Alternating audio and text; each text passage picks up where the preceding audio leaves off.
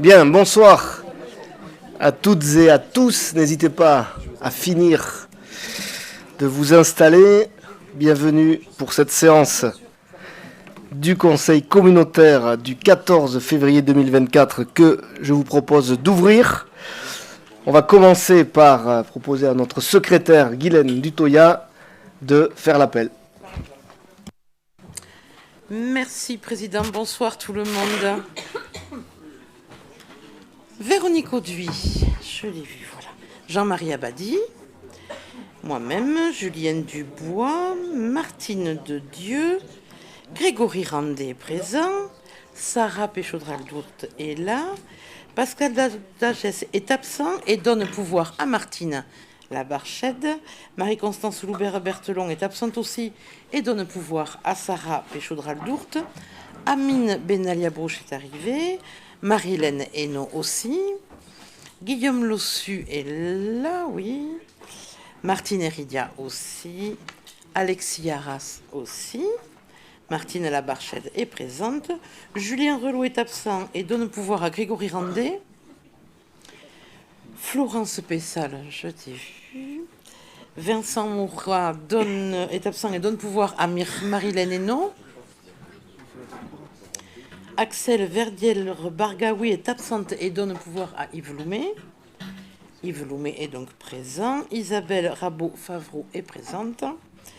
Et Pierre Sétain est absent et donne pouvoir à Isabelle Rabot-Favreau. Philippe Castel est présent. Pascal Lavigne aussi. Serge Pomarès, il est là. Gloria Dorval aussi. Sophie Rigoyen, on s'est vu. Jean Soublin aussi. Gérard Lebail est absent et a donné pouvoir à Albert Osmery. Bérangère Saboureau vient juste d'avoir un empêchement et est absente. Albert Osmery est présent. Philippe Lafitte est présent. Chantal Fraisse est absente et donne pouvoir à Philippe Lafitte.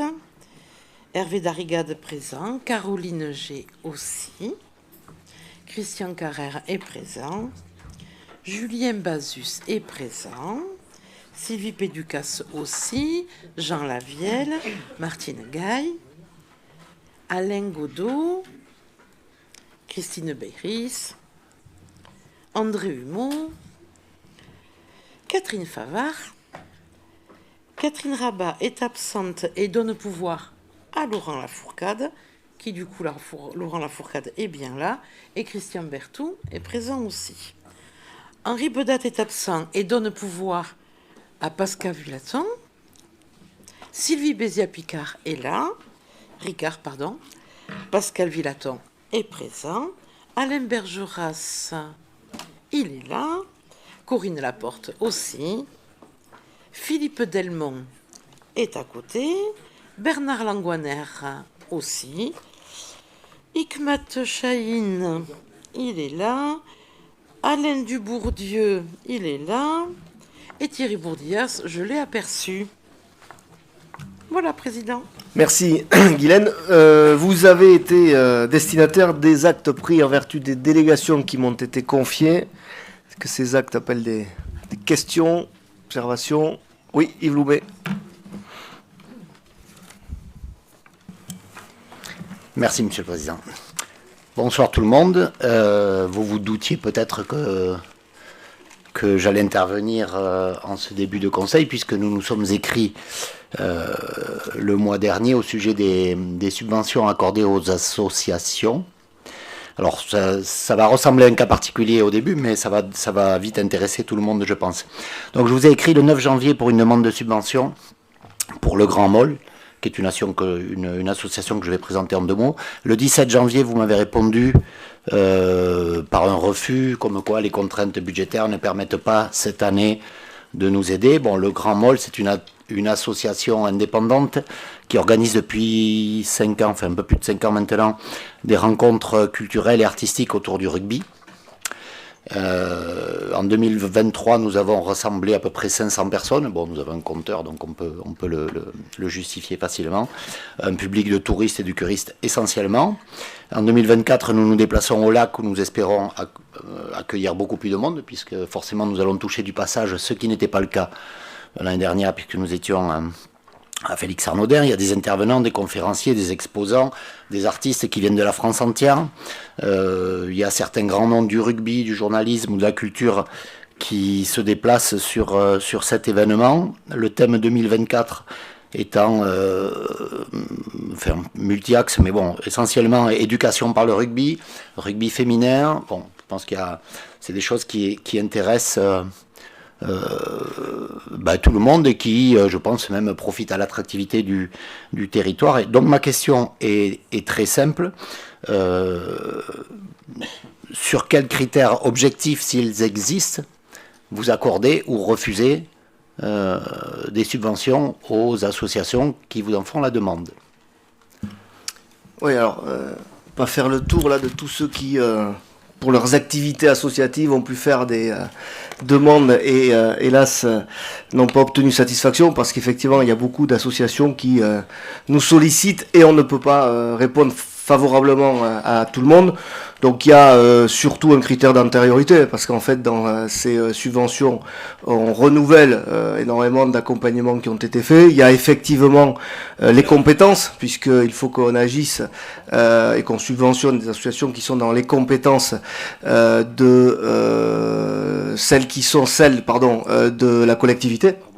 Alors l'attractivité du territoire peut être un axe effectivement auquel on raccroche certaines subventions, et de ce point de vue-là, il faut qu'on justifie d'un nombre de personnes importantes, d'une antériorité et de faits qui matérialisent effectivement l'attractivité culturelle, patrimoniale ou autre du territoire suscitée par la manifestation proposée. Voilà. Donc a priori les éléments qui ont été donnés là ne correspondaient pas à ce qui a été fait.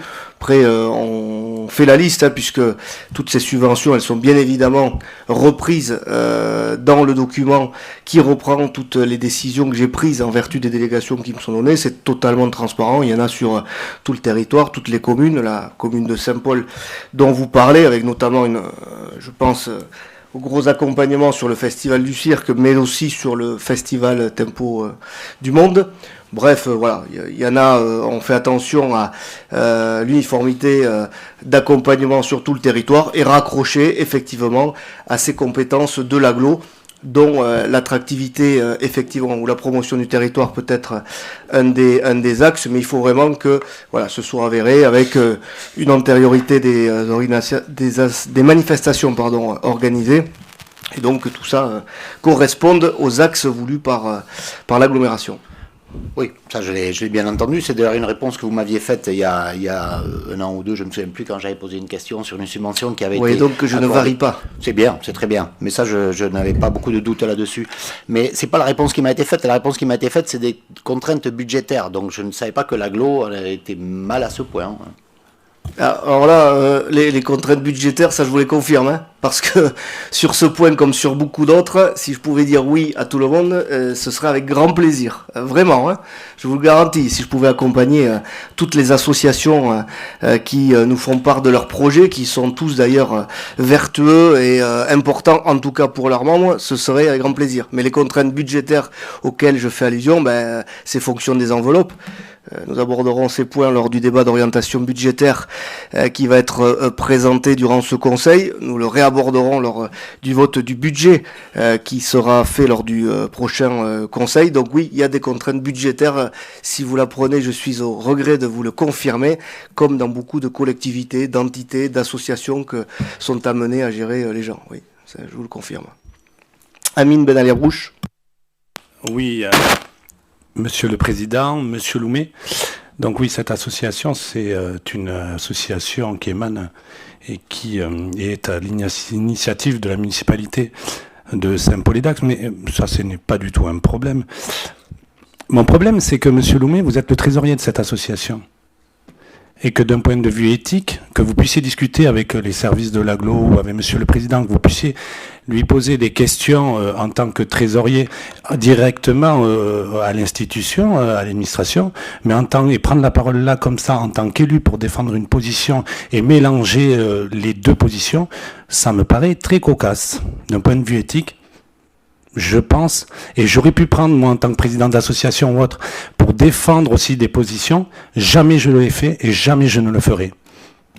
Voilà, chacun est juge. Oui, ce que je voulais dire par là, hein, si tout élu était membre de beaucoup d'associations, effectivement, et le lieu ici du Conseil communautaire, c'est de débattre, ou pas d'ailleurs, sur les points de l'ordre du jour qui nous sont proposés, pas de représenter les associations dont on fait partie. Mais j'ai répondu avec beaucoup de plaisir à votre question. Monsieur Serge Pomarès.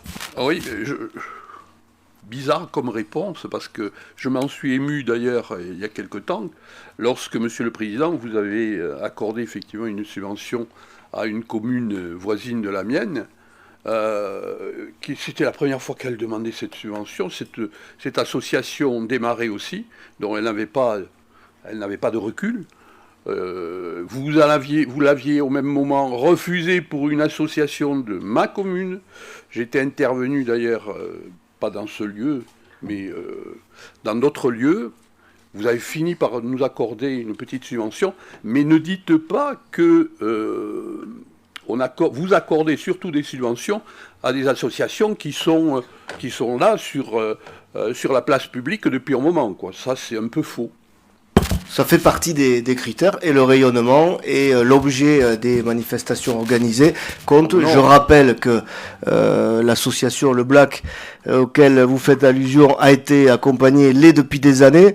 Je rappelle aussi que ces subventions de moins de 3 000 €, puisque c'est le montant maximal en termes de délégation, elles ont toujours été octroyées comme ça, en toute transparence, puisque c'est repris en début de chaque conseil communautaire. Ça n'a jamais ému personne jusque-là, et je propose à tout le monde d'aller regarder l'ensemble des subventions qui sont versées. Il verra que toutes les communes, en tout cas les associations des différentes communes, sont concernées en fonction effectivement d'un aspect un peu plus communautaire. Parce que je rappelle, puisque vous êtes maire, que pour le coup les communes ont la clause de compétence générale, et rien ne vous n'empêche d'accompagner les associations que vous estimez pertinentes sur chacune de vos communes. Et là, ça n'est pas mon fait pour la commune de Eugas. Après, l'agglomération, elle n'est pas là pour se substituer aux finances de chaque commune.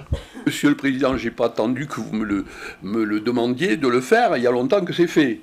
Eh bien, ça concerne la commune de Eugas et les 4 communes qui composent le Black, sur lesquelles le Black travaille. D'accord ? Non, moi je parlais d'une autre association qui vient d'être créée il y a 2 ans. Non, pas là-dessus, non. Mais si, je vous ai répondu qu'il y avait des critères. Et vous avez accordé. Mais oui, je le revendique et on l'a réaccompagné. Je ne suis pas contre le fait que vous l'accompagnez, mais faites la même chose. Mais on le fait, on examine tous les dossiers et on accompagne sur toutes les communes. Enfin, là, vous essayez de créer une petite polémique où il n'y a pas lieu d'en avoir. Tout le monde peut voir que tout le monde est accompagné. Tout le monde est bien content d'ailleurs quand il appuie un dossier de le faire quand c'est possible.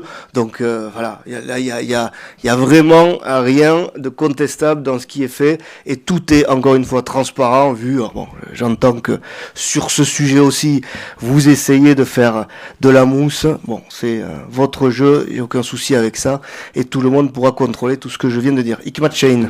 Non, Serge, j'aime pas cette allusion, comme s'il n'y avait pas ce droit pour la commune de Tercis qu'elle a demandé. Je continue, je t'ai écouté, je te laisse terminer, s'il te plaît. Je t'ai dit, tant mieux pour la commune. Non, mais je sais, c'est que, en fait, c'est une association. Serge, non, Serge, c'est pas de poids de mesure. Maintenant, je m'exprime, c'est que c'est une association qui a présenté un projet.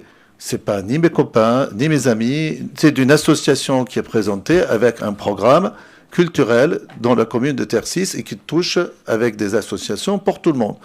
Elle a présenté un dossier qui a été débattu et qui rentre dans l'objet donc de la commune, de la communauté d'agglomération et tout le reste. Il n'y avait pas eu ni une pression donc de ma part, ni une organisation. C'est pour ça qu'on explique.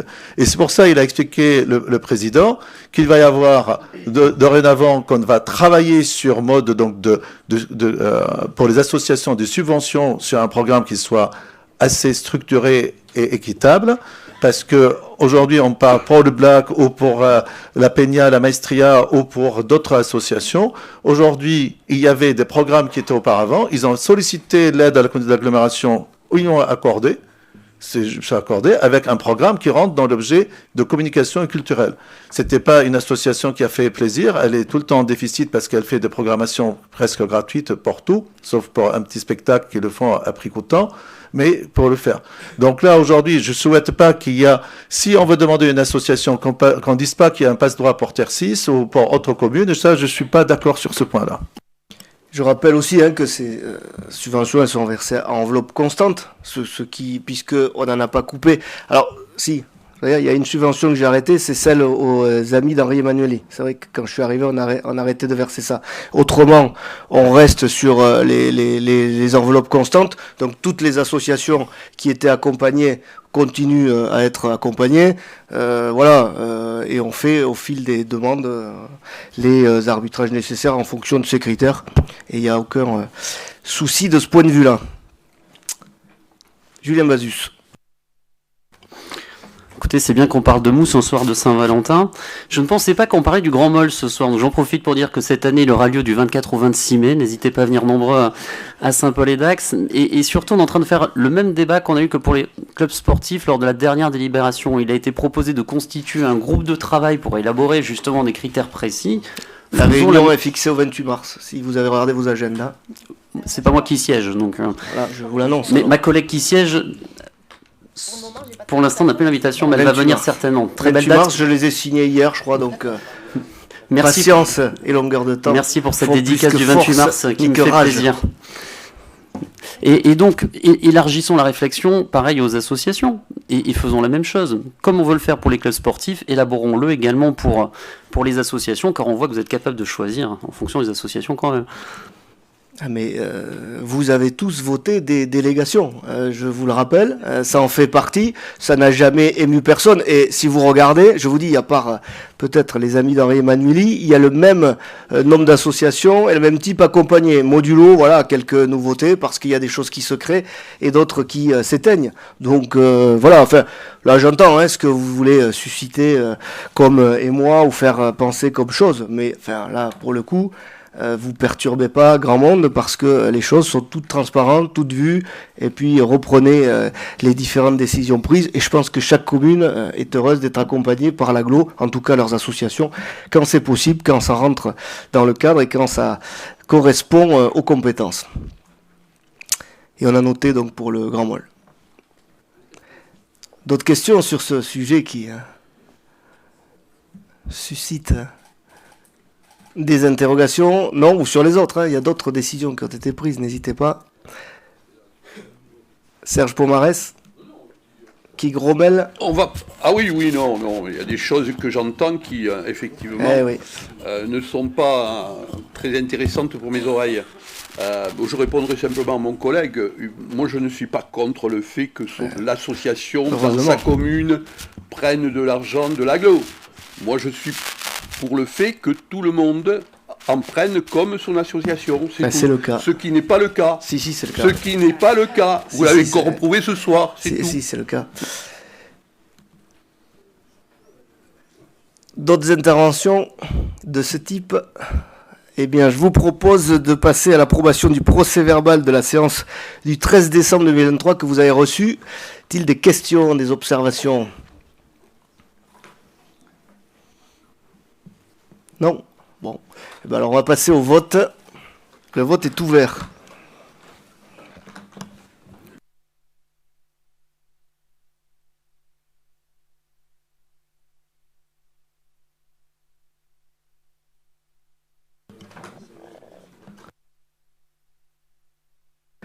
Donc on aura Bérangère Saboureau qui du coup ne prendra pas part aux différents votes.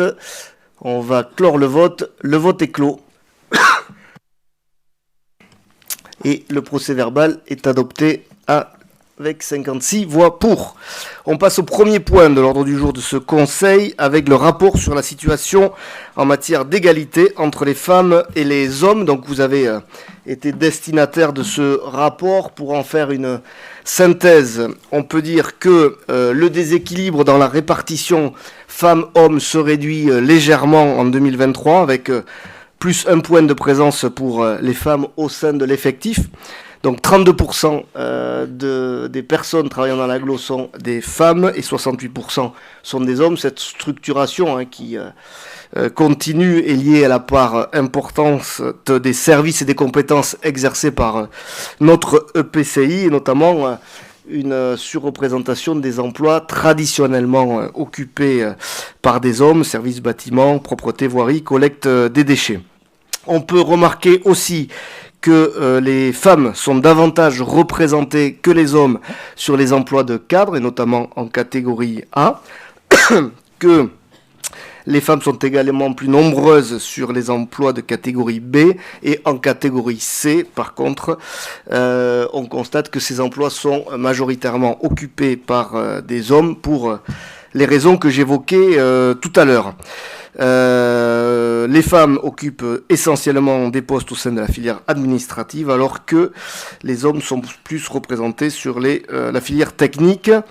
45% des hommes et 39% des femmes ont atteint l'âge de 50 ans, ce qui nous fait confirmer que notre collectivité reste relativement jeune. Les absences pour maladie sont très majoritairement constatées chez les hommes. Et le taux d'absentéisme global baisse légèrement en 2002, mais reste contenu à 6,33%.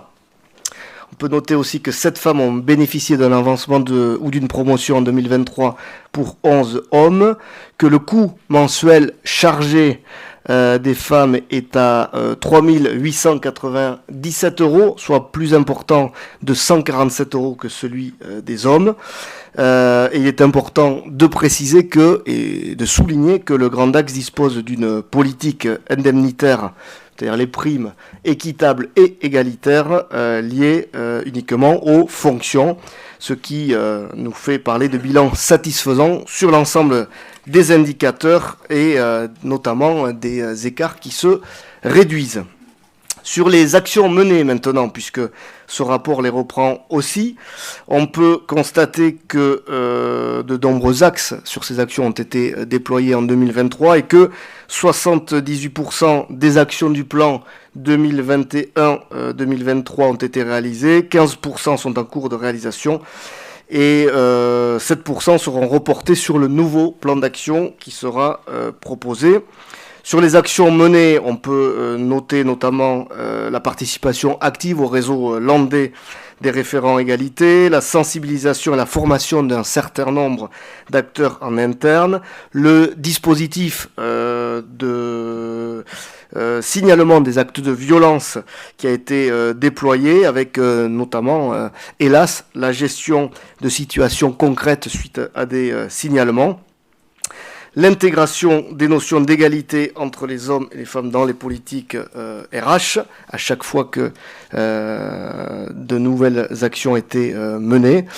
Et en projet, donc on continuera les actions de communication en interne, la sensibilisation à toutes ces thématiques et la rédaction donc du nouveau plan pluriannuel auquel je faisais allusion 2024-2026 sur l'égalité professionnelle. Ce rapport comprend aussi un volet territorial, qu'est-ce qui se passe sur notre territoire.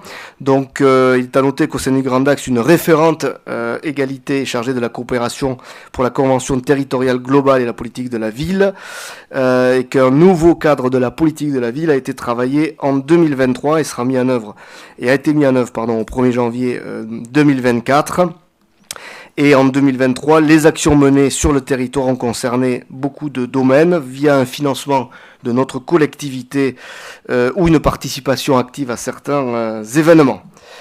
Voilà pour une synthèse de ce rapport qui, je vous le rappelle, ne fera pas l'objet d'un vote puisqu'il nous est demandé d'en prendre acte. Y a-t-il des questions, des interventions? Gloria Dorval. Merci, Monsieur le Président.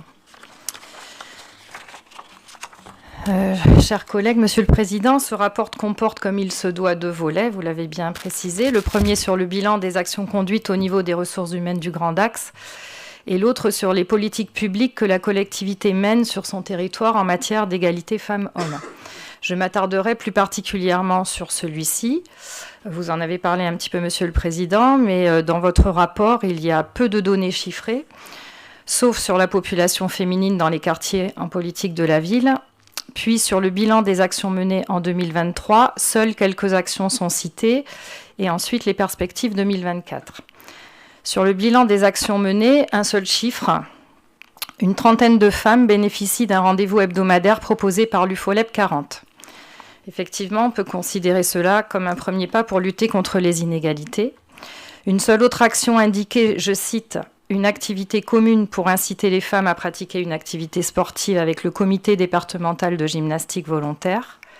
Le reste des actions que vous citez concernent les permanences et actions collectives de l'association Infodroit et la mobilisation des partenaires du service public de l'emploi pour l'insertion professionnelle. L'unique action citée pour lutter contre les violences faites aux femmes concerne la signature par la ville de Dax de l'appel pour une société landaise sans violence contre les femmes. Je tiens d'ailleurs à rappeler ici que la plupart des communes de l'agglomération, peut-être même toutes, je l'espère en tout cas, ont signé cet appel. Ce n'est pas indiqué dans le rapport. Voilà, tout ceci tient en 2 pages. Concernant les perspectives, vous citez juste un appel à projet qui a été lancé pour 2024. On ne sait pas de quoi il s'agit. Aucune action indiquée, aucun partenaire cité. Il y a juste 7 lignes, page 22 du rapport, où on parle de recherche d'égalité entre les femmes et les hommes. Oui, effectivement, c'est l'objet du rapport. Et on rappelle vaguement les thématiques sur lesquelles on peut agir, mais sans aucune implication, aucune vision, juste 4 petites bulles bleues reliées par des flèches. Monsieur le Président, est-ce vraiment sérieux? Pensez-vous vraiment que cela va suffire pour lutter contre ces inégalités? Ne pensez-vous pas que nous, élus, puissions nous engager davantage en menant une politique plus ambitieuse? Je tiens à rappeler ici que toute collectivité territoriale de plus de 20 000 habitants doit normalement, avec ce rapport, partager les constats, les situations problématiques, comme les situations positives d'ailleurs. Il faudrait que nous ayons une réflexion concertée sur les actions à conduire pour diminuer les inégalités entre les hommes et les femmes. Je peux citer certaines actions pour que chacun se rende compte de ce qu'on peut attendre des politiques publiques. Lutter contre les violences faites aux femmes, lutter contre la précarité des femmes, lutter pour l'entrepreneuriat féminin, contre les stéréotypes sexistes, contre l'isolement des femmes, particulièrement en milieu rural. Cette liste n'est pas exhaustive, bien sûr. Malheureusement, je constate donc une nouvelle fois la faiblesse du contenu de ce rapport par rapport à une collectivité de l'importance de la nôtre. Il n'y a aucune perspective, aucune trajectoire. Quelle est l'ambition pour 2026, même pour 2030 ? Heureusement que sur le territoire, nous avons certaines associations et des partenaires institutionnels qui œuvrent chaque jour sur notre territoire pour aider les femmes et leurs enfants victimes de la précarité et des violences. Mais moi, je suis persuadée, Monsieur le Président, et je ne pense pas être la seule ici, que nous devons, nous aussi, en tant qu'élus de l'agglomération, d'avoir une ambition forte sur ces sujets. Bon, chaque année, vous semblez sous-entendre que c'est un sujet qui ne me concerne pas, sur lequel je ne voudrais pas agir. Je ne sais pas pour quelle raison, d'ailleurs, vous avez ce prérequis. Moi, je vous rappelle que les compétences pour agir de notre collectivité, ce sont des compétences sur l'action en interne pour les agents. Et j'ai décrit là, et c'est repris dans le rapport, tout ce qui a été fait de manière concrète, pas avec des grandes idées symboliques. C'est-à-dire que moi, en tant que président, j'agis au quotidien pour que les inégalités entre les femmes et les hommes, elles n'existent pas dans cette collectivité. C'est là où on doit agir, hein. C'est là où... Si, sur les compétences, c'est là. Si vous permettez que je finisse mon propos, comme vous l'avez fait vous-même. Donc, on constate que il y a de l'inertie sur certaines données, puisque la structuration en fonction des compétences et des métiers fait que on a une disproportion de représentation hommes et femmes. Mais je rappelle quand même, si vous reprenez les différents rapports qui ont été faits, que des différentes, notamment en termes de salaire, sur les catégories A, ont été jugulées. Ça, c'est une action concrète. Je rappelle aussi qu'on a mis tout un tas de dispositifs pour permettre des signalements de situations anormales dans les services. Et hélas, ces dispositifs, ils ont porté leurs fruits parce qu'on a eu à gérer ces situations. Et quand vous me clouez au pilori en disant que je ne me soucierai pas de ce sujet, moi je peux vous dire que ces situations, je les ai gérées personnellement pour immédiatement et en urgence permettre aux personnes qui étaient sujettes à ces comportements inadmissibles de ne plus l'être et de continuer à pouvoir travailler sereinement dans cette collectivité. Ça, ce sont des faits concrets, ça, ce sont des actions concrètes auxquelles je m'attache au quotidien pour que cette collectivité fonctionne mieux. Après, effectivement, vous l'avez dit, il y a des structures dont c'est la compétence d'agir, il y a des collectivités aussi qui ont cette compétence. Nous, je rappelle, on continue à subventionner, à accompagner beaucoup d'associations qui travaillent sur ce sujet. Et effectivement, en ce qui concerne le plan, il sera proposé puisqu'il va démarrer 2024-2026 avec des actions qui vont se poursuivre pour beaucoup parce qu'elles sont efficaces. On le voit dans ce rapport, on voit des évolutions. Et donc voilà, permettez-moi de vous dire que j'ai pas effectivement attendu vos remarques pour me saisir de ce sujet parce que je considère personnellement que c'est un sujet d'une importance cruciale pour le fonctionnement de notre collectivité. C'est tout le sens de ce qui est repris dans ce rapport, alors, qui peut être insatisfaisant pour vous, les services qui l'ont rédigé apprécieront, mais qui pour moi reprend effectivement de manière claire tout ce qui a été mené. Amine Benali-Abrouche. Oui, permettez-moi une fois de plus de prendre la parole. Madame Dorval, bon, vous avez trouvé des arguments, tellement peu que vous en êtes arrivé à parler des graphismes, de la ponctuation, de la mise en page. Bon, c'est faible, c'est petit, mais par contre, moi, je vais juste vous rappeler quelque chose les paroles et les actes, Madame Dorval. Quand vous étiez conseillère départementale, les 10 plus gros salaires, c'était des hommes qui les avaient, 0 femmes. C'est pas parce qu'on se considère plus ou moins dans une certaine opposition qu'il faut venir tacler un bilan comme ça. Parce que je vous rappelle une chose, c'est que vous n'êtes en aucun cas insurgé quand vous étiez conseillère départementale. Donc, à moins que désormais vous prenez la hauteur de cet enjeu maintenant. C'est bien d'aimer les femmes, donc Madame Dorval, il fallait les aimer également avant. Merci. Gloria Dorval. Oui, j'ai été conseillère départementale, je ne le suis plus, Monsieur Benali-Abrouche. Je parle ici à Monsieur le président de l'agglomération du Grand Dax, Monsieur Julien Dubois. Donc je ne vois pas ce que vient faire ici ce dont vous parlez. Quant à mes signes de ponctuation ou à ma manière d'écrire, excusez-moi, j'ai pas du tout parlé de ça. J'ai juste précisé le numéro de page où on parlait des actions, page 22. Voilà, c'était pour que tout le monde puisse regarder s'il en avait envie. Je reviens sur ce que vous disiez, Monsieur le Président. Je ne remets pas du tout en cause votre politique interne. Elle était très précise et je l'ai lue et il n'y a aucun problème. Je ne vous ai parlé que de la politique extérieure, c'est-à-dire ce qu'on doit mettre en place. Oui, notre compétence, elle est là. Sur les collectivités de plus de 20 000 habitants, bien sûr, notre compétence est là, mais on doit aussi mettre en place des actions pour agir sur les politiques publiques qui concernent notre agglomération. C'est juste là-dessus que je suis intervenue et je trouve que dans votre rapport sur le dossier, il y a peu d'actions.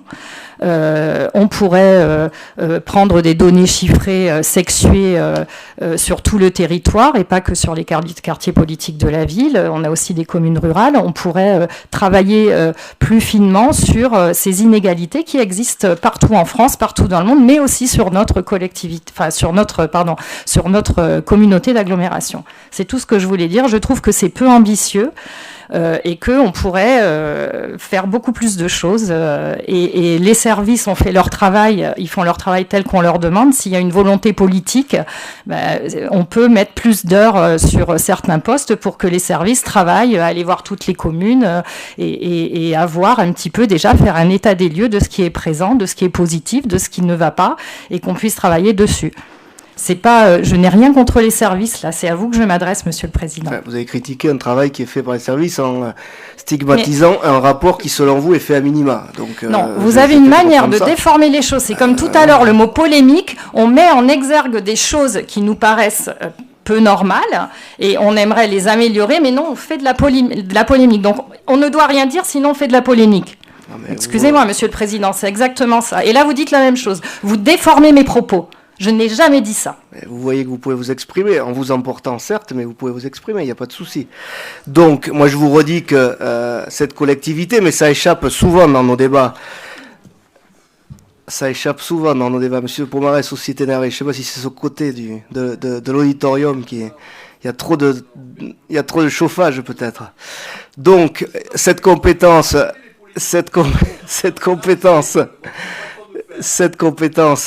on va garder son calme, Serge. Enfin, on va essayer.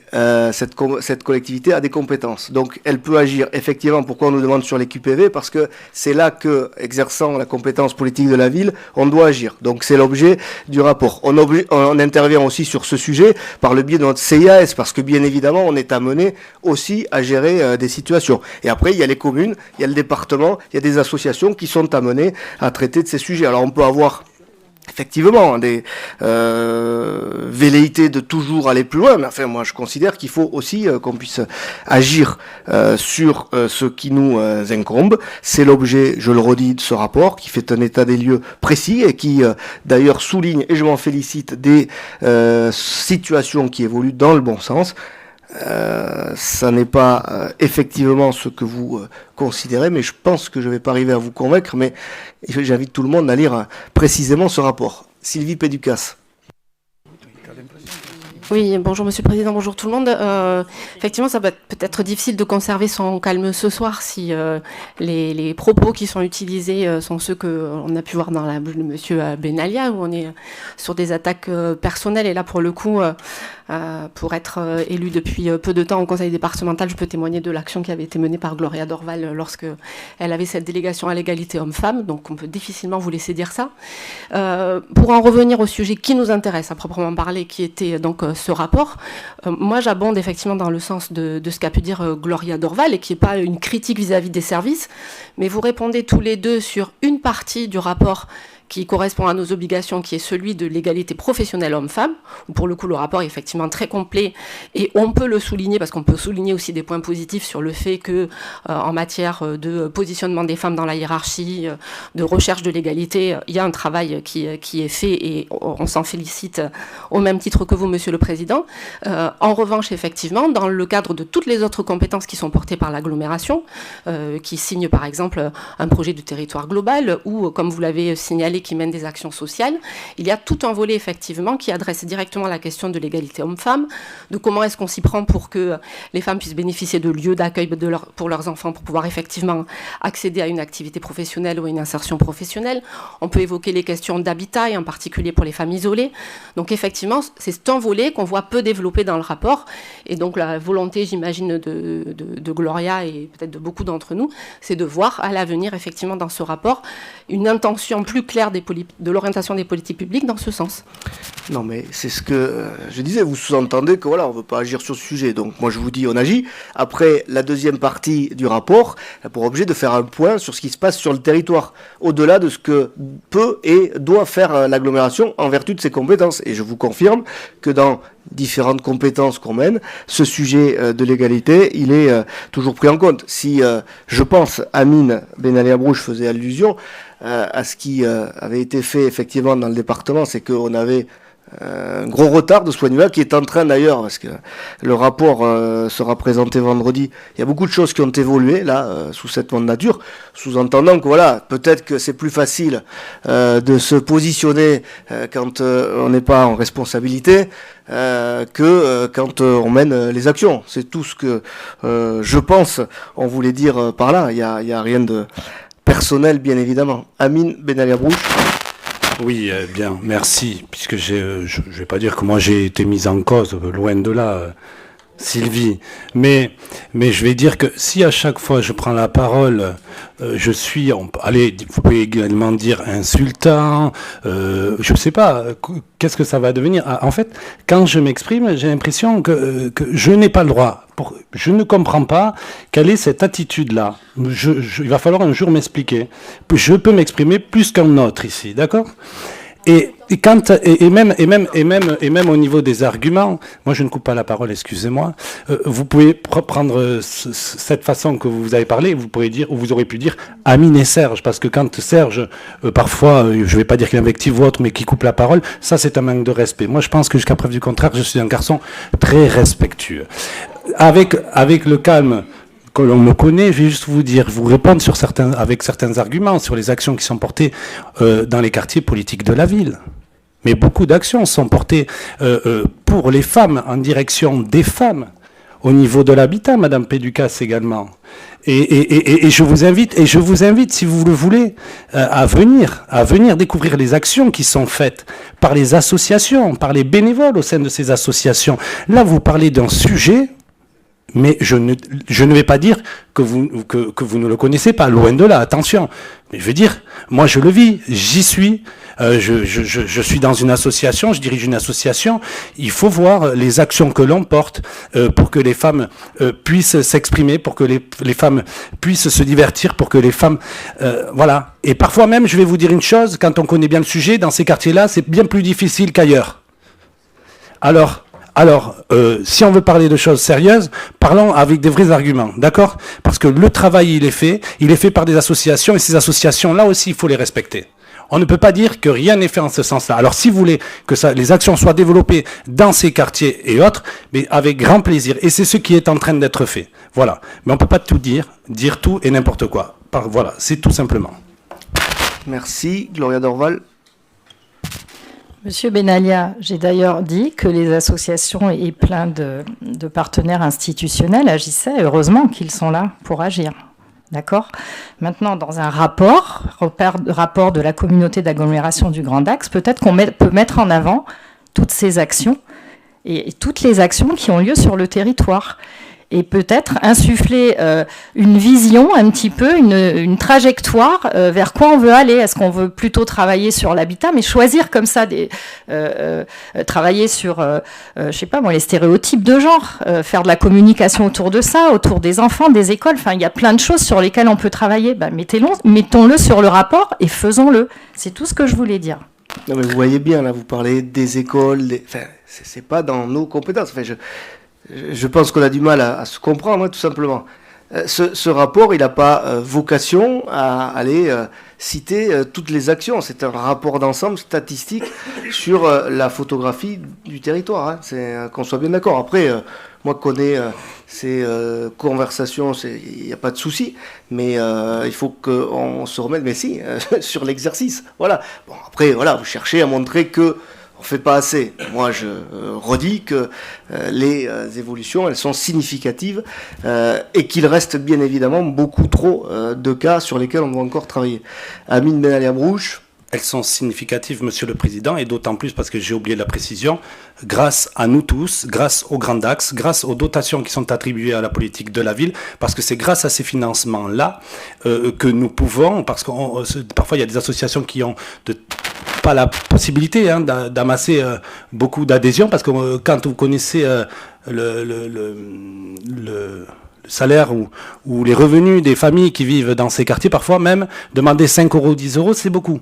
Hein? Donc c'est le Grand Dax qui agit justement et qui apporte des solutions, qui nous apporte une aide précieuse et pour justement mener ces actions-là. Et ça, je voulais le dire, que c'est grâce également au Grand Dax. Donc peut-être que c'est pas marqué, mais en tout cas, les actions sont bien présentes et elles sont bien portées.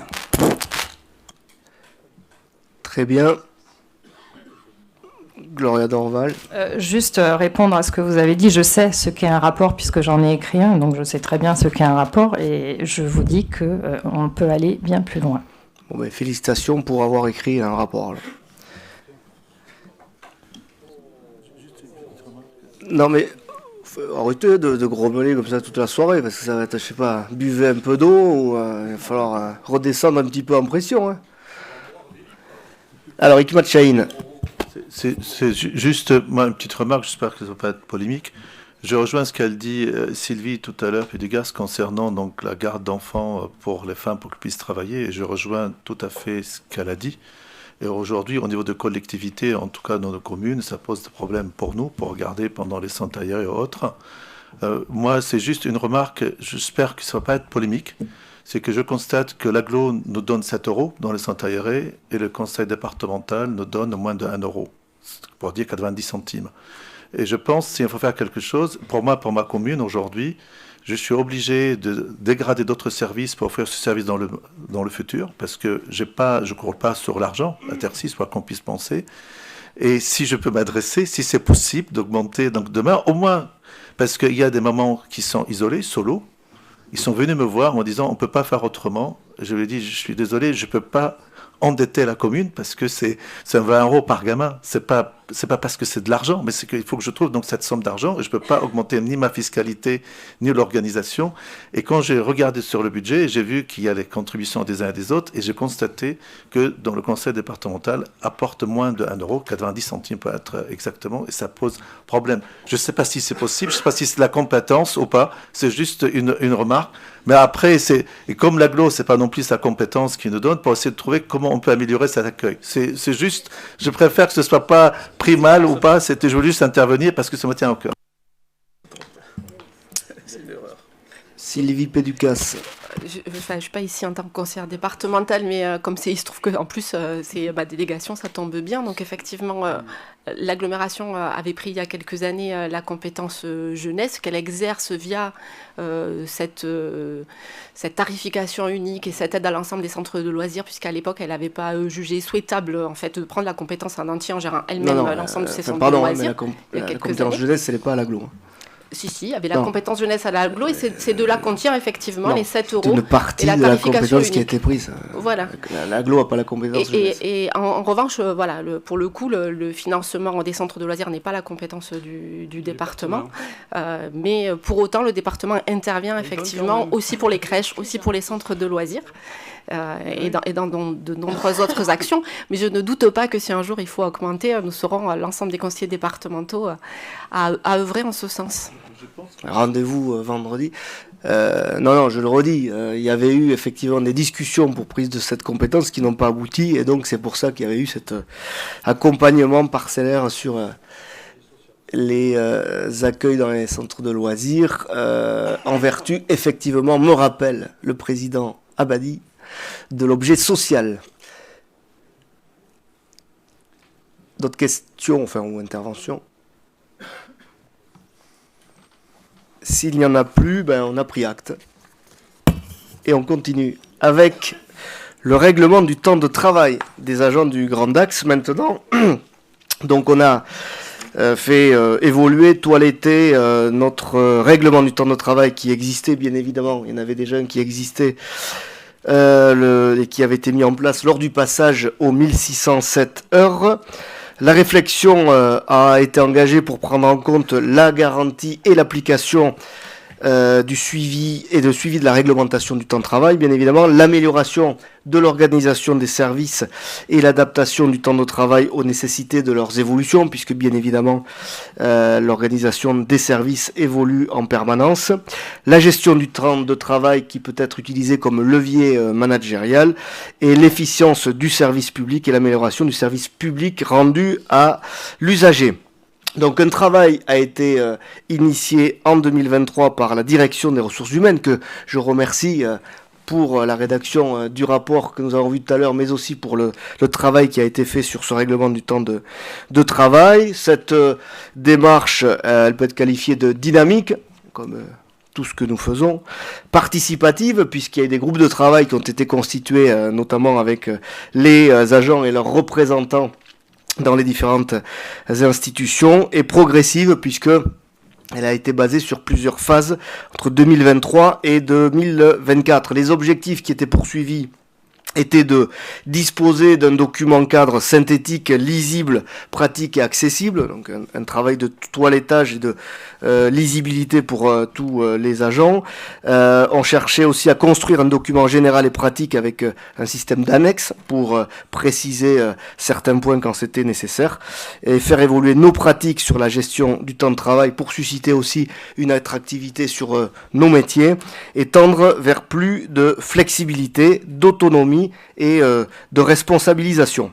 Donc les évolutions qui ont été apportées au règlement qui existait déjà, c'est tout d'abord la poursuite des démarches autour de l'optimisation du temps de travail, la refonte des modalités de gestion et de suivi via par exemple l'expérimentation de l'abandon du badgeage pour certains services, la mise en place d'un suivi fin et d'une optimisation des heures supplémentaires qui constitue bien évidemment un enjeu, l'assouplissement de certaines règles via notamment ce que je disais tout à l'heure, plus d'autonomie, Et puis le rappel et des précisions sur certains points importants pour que le cadre soit clair, équitable et maîtrisé. Donc je rappelle que ce règlement a été présenté aux membres du comité social territorial le 4 décembre 2023 et qu'il a recueilli un avis favorable à l'unanimité de cette instance et qu'il nous faut ce soir approuver le projet de règlement du temps de travail des agents de la communauté d'agglomération du Grand Dax qui est annexé à la délibération, ainsi que les annexes 1 et 2 qui sont les seuls à avoir été modifiés, et d'autoriser Monsieur le Président à signer tout document relatif à ce dossier. Y a-t-il des questions ? Pas de questions, je vous propose donc de passer au vote. Et le vote est ouvert.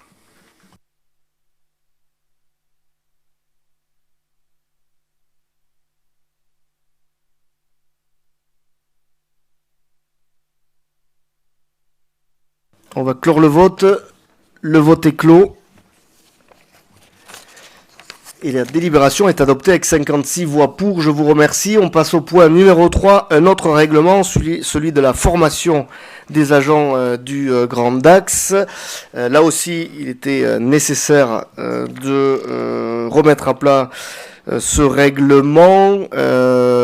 Précisons que le Grand Dax, et c'est important, a une politique volontariste en matière de formation, puisque je rappelle que la réglementation nous amènerait à 2 jours de formation tous les 5 ans par agent, et que nous sommes ici sur l'agglo du Grand Dax à 2,85 jours de formation par agent et par an. Donc on est bien au-delà de ce qui est demandé par les textes. Donc on a des formations qui sont dispensées via nos cotisations obligatoires auprès du CNFPT, et puis nous dédions chaque année en plus des budgets sur des formations ciblées et plus particulières. Justement, des cycles de formation spécifiques ont été développés pour permettre une adaptation permanente de nos agents à leur métier, pour toujours permettre un meilleur service rendu à nos administrés. La démarche qui a été initiée dans le cadre de la rédaction de ce règlement était de prendre en compte les évolutions réglementaires récentes, mais aussi justement ces nouvelles pratiques et les modalités de mise en œuvre au titre de la formation professionnelle dispensée au sein de la collectivité. Et donc ce règlement a été actualisé en fonction de ses objectifs. Les évolutions que l'on peut souligner résident en 3 points. L'intégration des nouveaux dispositifs et leur mise en œuvre par le Grand Dax sur les thématiques de l'accompagnement professionnel des agents au niveau de la mobilité, c'est-à-dire le maintien de l'emploi et l'orientation professionnelle et les dispositifs de formation et de reconversion quand tout cela bien évidemment est nécessaire. L'inscription dans ce règlement des pratiques internes qui étaient déjà en place mais qu'il convenait d'écrire, de matérialiser et de formaliser, et puis des informations plus synthétiques et lisibles sur les différents dispositifs de formation, puisque pour que les agents puissent profiter de ces formations, il faut qu'ils aient aussi une vision claire de tout ce qui leur est proposé. Ce règlement, il a aussi été présenté au CST du 4 décembre 2023 et il a aussi recueilli un avis favorable à l'unanimité. Il nous a donc demandé ce soir d'approuver le règlement de formation des agents de la communauté d'agglomération du Grand Dax qui est annexé à cette délibération et de m'autoriser à signer tous les documents relatifs à ce dossier. Des questions ? Sylvie Péducas, elle a été plus rapide. Alors, question et remarque, et j'espère que vous m'autoriserez à m'éloigner un tout petit peu du sujet. Donc, effectivement, on a parlé égalité professionnelle, puis organisation du temps de travail, puis formation des agents, qui sont des éléments essentiels et que, bien entendu, j'approuve dans la qualité de vie et les conditions de travail de l'ensemble des agents de la collectivité. Or, nous savons tous que les agents de la fonction publique territoriale, comme d'ailleurs l'ensemble de nos concitoyens, sont frappés aujourd'hui également par la perte de leur pouvoir d'achat. et en particulier les agents de la fonction publique territoriale, puisque depuis 2010, ils ont perdu à peu près 16% de leur pouvoir d'achat, que l'augmentation du point d'indice ces dernières années, laissée d'ailleurs entièrement à la charge des collectivités, ne permet pas de compenser.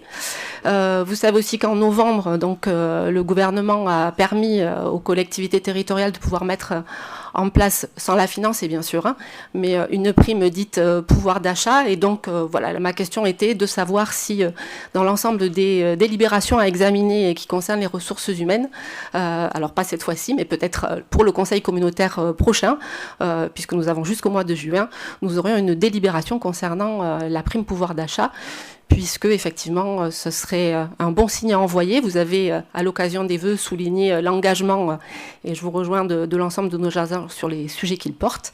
Donc ils apprécieraient, je pense, que nous les accompagnons effectivement dans cette période difficile. Ça, je vous le confirme qu'ils apprécieraient. Effectivement, vous sortez du cadre de la délibération et effectivement, je vous voyais venir, Sylvie, sur cette question. On a eu ces discussions effectivement avec les représentants des agents. Il se peut qu'on les ait à nouveau. Et la facilité, en tout cas ce que j'aurais aimé pouvoir leur répondre, c'est qu'effectivement on était en capacité de verser ces primes, mais ça n'est pas le cas sur cette collectivité, puisque cette prime elle coûterait une somme de l'ordre de 250 000 euros pour l'agglo et le CIAS, et que on va voir toutes les contraintes qui pèsent sur la collectivité, on serait pas en capacité de l'honorer. Ce qui n'empêche pas ce travail à mener sur les rémunérations et sur le pouvoir d'achat des agents. Je rappelle d'ailleurs de ce point de vue que des réévaluations importantes ont été faites. On a suivi la réglementation nationale d'ailleurs, avec 2 augmentations du point d'indice, et que d'autres seront appliquées, qui coûteront des sommes significatives, de l'ordre de 300 000 euros, je crois aussi, sur l'année qui s'ouvre. Donc, sur le pouvoir d'achat des agents, il y a quand même ces éléments-là qui interviendront.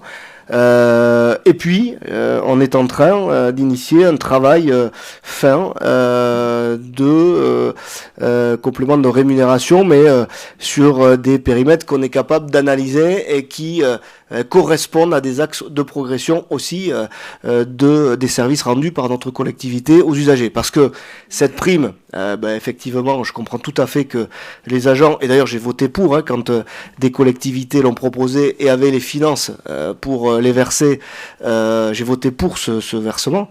C'est donc pas, bien évidemment, une position de principe, mais sur le régime indemnitaire, sur le moyen, encore une fois, de valoriser des actions qui sont bien menées dans la collectivité. Je pense qu'il y a un travail fin à faire pour permettre que, effectivement, chacun soit valorisé aussi en fonction des tâches qu'il fait. Je rappelle aussi qu'il y a une autre réforme qui va intervenir prochainement, qui concerne la protection sociale complémentaire et qui va aussi peser sur les finances de nos collectivités.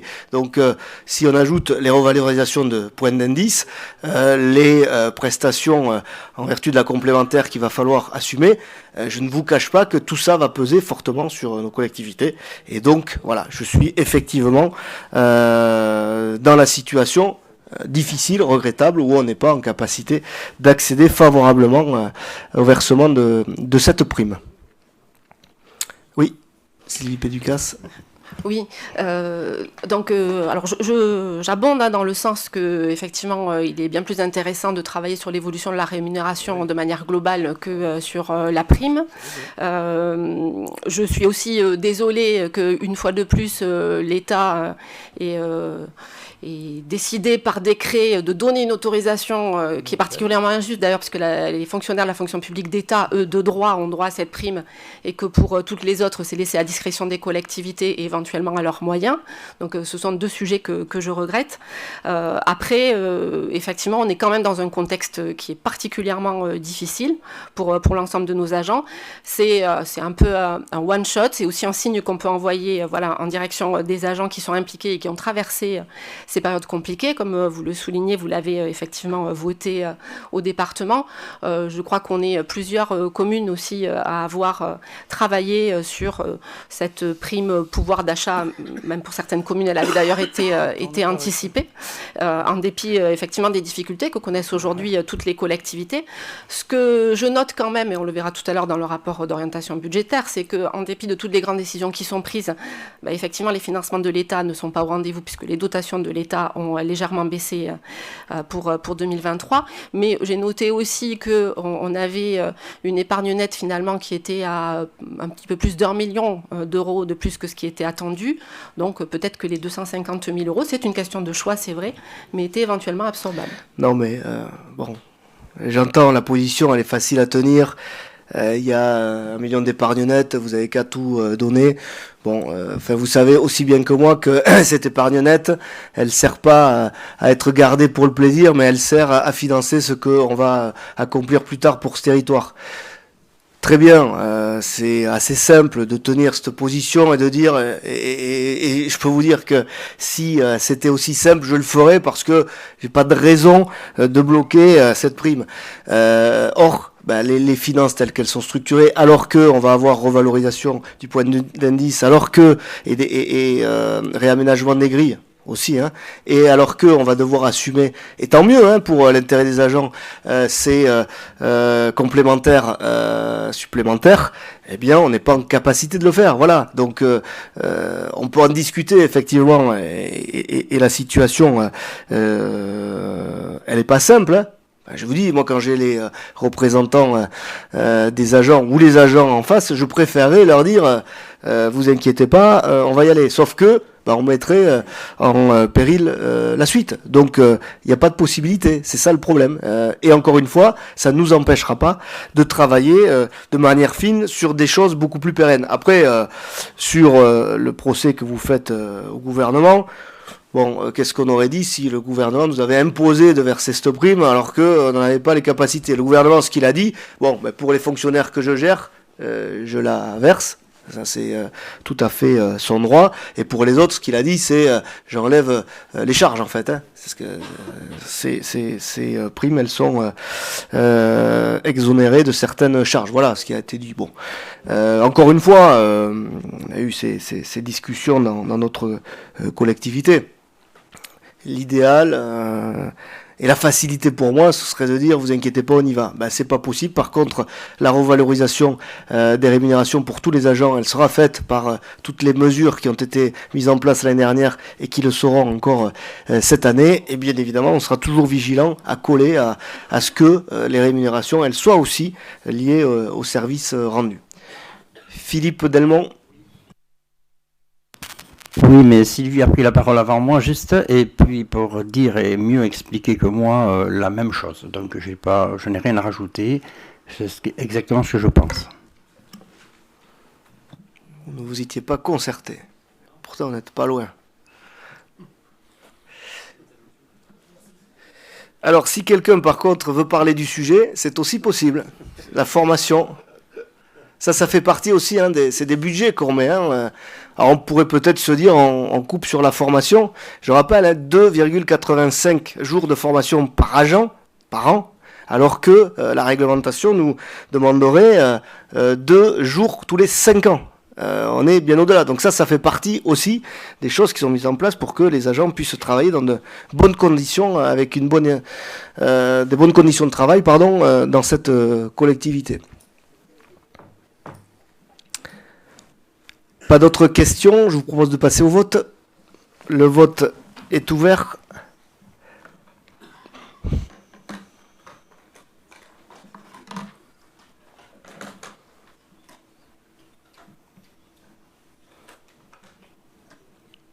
On va clore le vote. Le vote est clos. Et la délibération est adoptée avec 56 voix pour.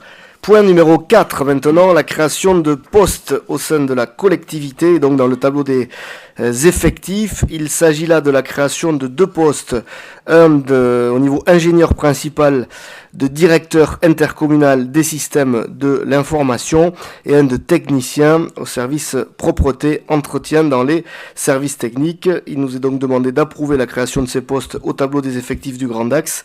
La mise à jour complète et la présentation du tableau des effectifs actualisés seront effectuées lors du vote du budget 2024 très prochainement et de m'autoriser à signer tout document y afférent. Des questions ? Pas de questions, on passe au vote. Ah, pardon, Serge Pomarès. Non, simplement savoir si c'est des créations de postes ou ce sont des postes de catégorie C et de catégorie B qui sont transformés.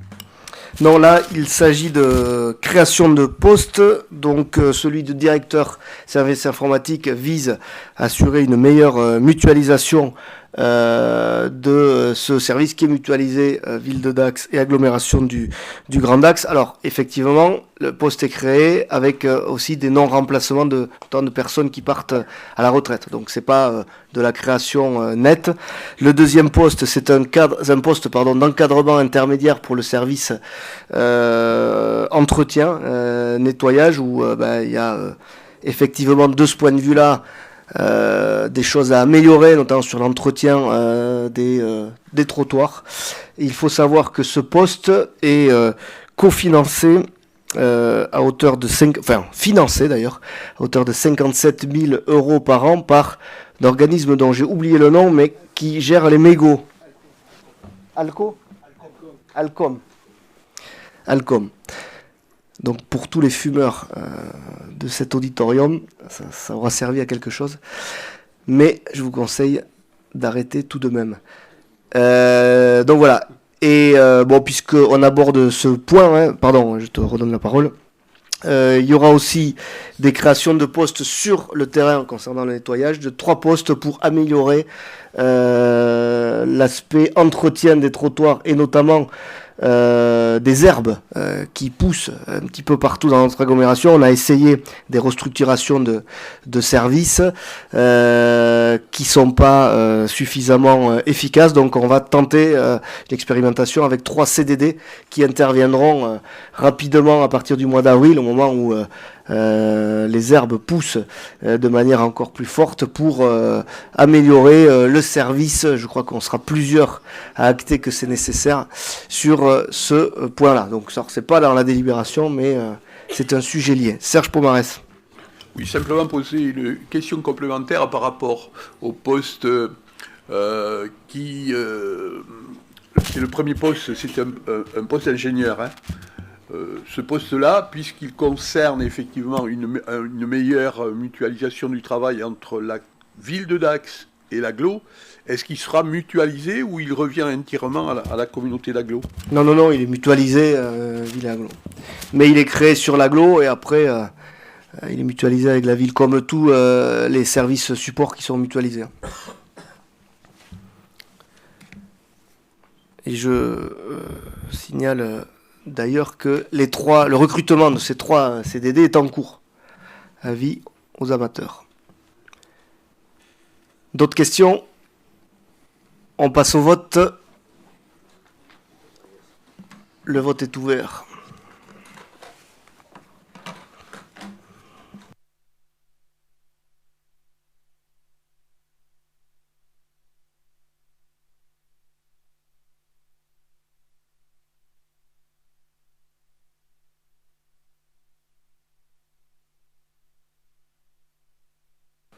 Vous avez dit pardon, on voit la courtoisie encore une fois. On va clore le vote. Le vote est clos. Et la délibération est adoptée avec 56 voix pour. Point numéro 5. Maintenant, une dérogation permettant aux mineurs en situation professionnelle d'effectuer des travaux dits réglementés. Vous le savez sans doute, nous avons des apprentis dans notre collectivité qui sont mineurs et qui, si l'on s'en tient à la réglementation de droit général, ne peuvent pas accomplir beaucoup de missions puisque on doit bien évidemment faire attention quand on emploie des jeunes à tous les risques, à ne pas les exposer à des risques sur leur santé, leur sécurité, leur moralité ou qui excèdent leur force. Il est possible toutefois, tout en restant vigilant sur ces points, de déroger à cette règle avec concernant les travaux dits réglementés. Et donc pour cela, il faut prendre une délibération dérogatoire en contrepartie de quoi, bien évidemment, la collectivité prend des dispositions qui permettent de vérifier que ces travaux-là sont bien encadrés et ne portent pas atteinte aux risques auxquels je faisais, ou n'expose pas ces jeunes aux risques auxquels je faisais allusion. Cette délibération concerne dans un premier temps le service public de l'eau dans lequel ont été embauchés ces apprentis. Je ne reviendrai pas sur les vertus de l'apprentissage dans les entreprises comme dans les collectivités, notamment sur certains métiers qui sont en tension. Et donc ça nous permettra de mieux former ces jeunes et de pouvoir leur faire accomplir des actions en fonction de la formation qu'ils suivent. Il nous est donc demandé d'approuver le fait que le Grand Dax puisse recourir aux jeunes âgés d'au moins 15 ans et de moins de 18 ans en formation professionnelle pour effectuer des travaux dits réglementés et de déroger aux travaux interdits en vue d'accueillir ces jeunes mineurs à compter de la date de la présente délibération, de préciser que les travaux sur lesquels porte la délibération de dérogation, les formations professionnelles concernées, les lieux de formation connus et les qualités et fonctions des personnes chargées d'encadrer les jeunes pendant ces travaux ainsi que le détail des travaux concernés par la déclaration figurent en annexe de la présente délibération. Et je précise que la présente délibération de dérogation sera transmise pour information aux membres de la F3SCT et adressée concomitamment par tout moyen permettant d'établir la date de réception à l'agent chargé d'inspection compétent. Y a-t-il des questions ? Oui, Philippe Delmont. Ah, pardon. Oui, donc je ne sais pas si c'est réglementaire ou quoi, mais est-ce qu'il y a une petite rémunération qui pourrait être prévue pour ça ou pas, ou c'est pas, voilà, je pose la question. Eh bien oui, c'est la loi. Tout apprenti, effectivement, en fonction de son âge, est rémunéré. Mais là, c'est pas ma bonté, c'est que on applique la loi française.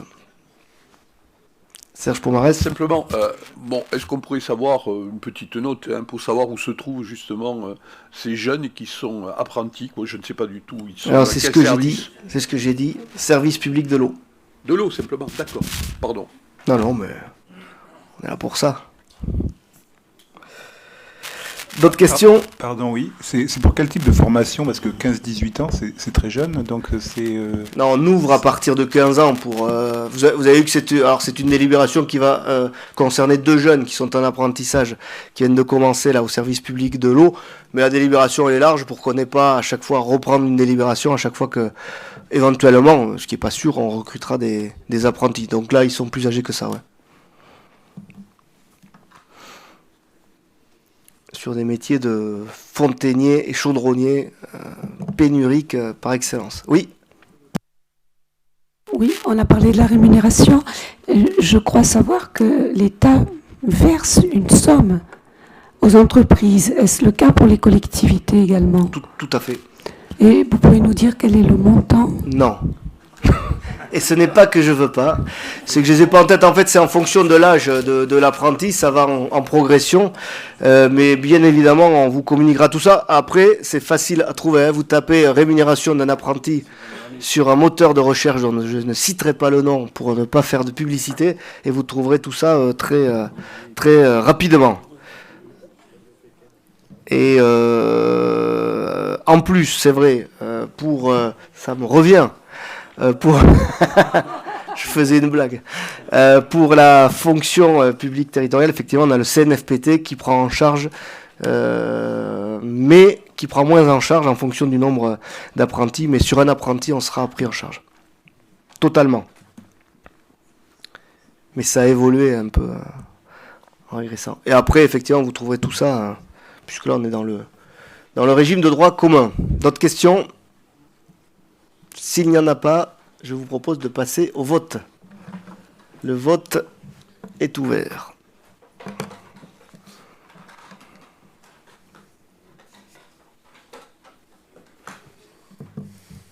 Je précise que pendant qu'on vote, le CNFPT prend en charge la formation et nous la rémunération.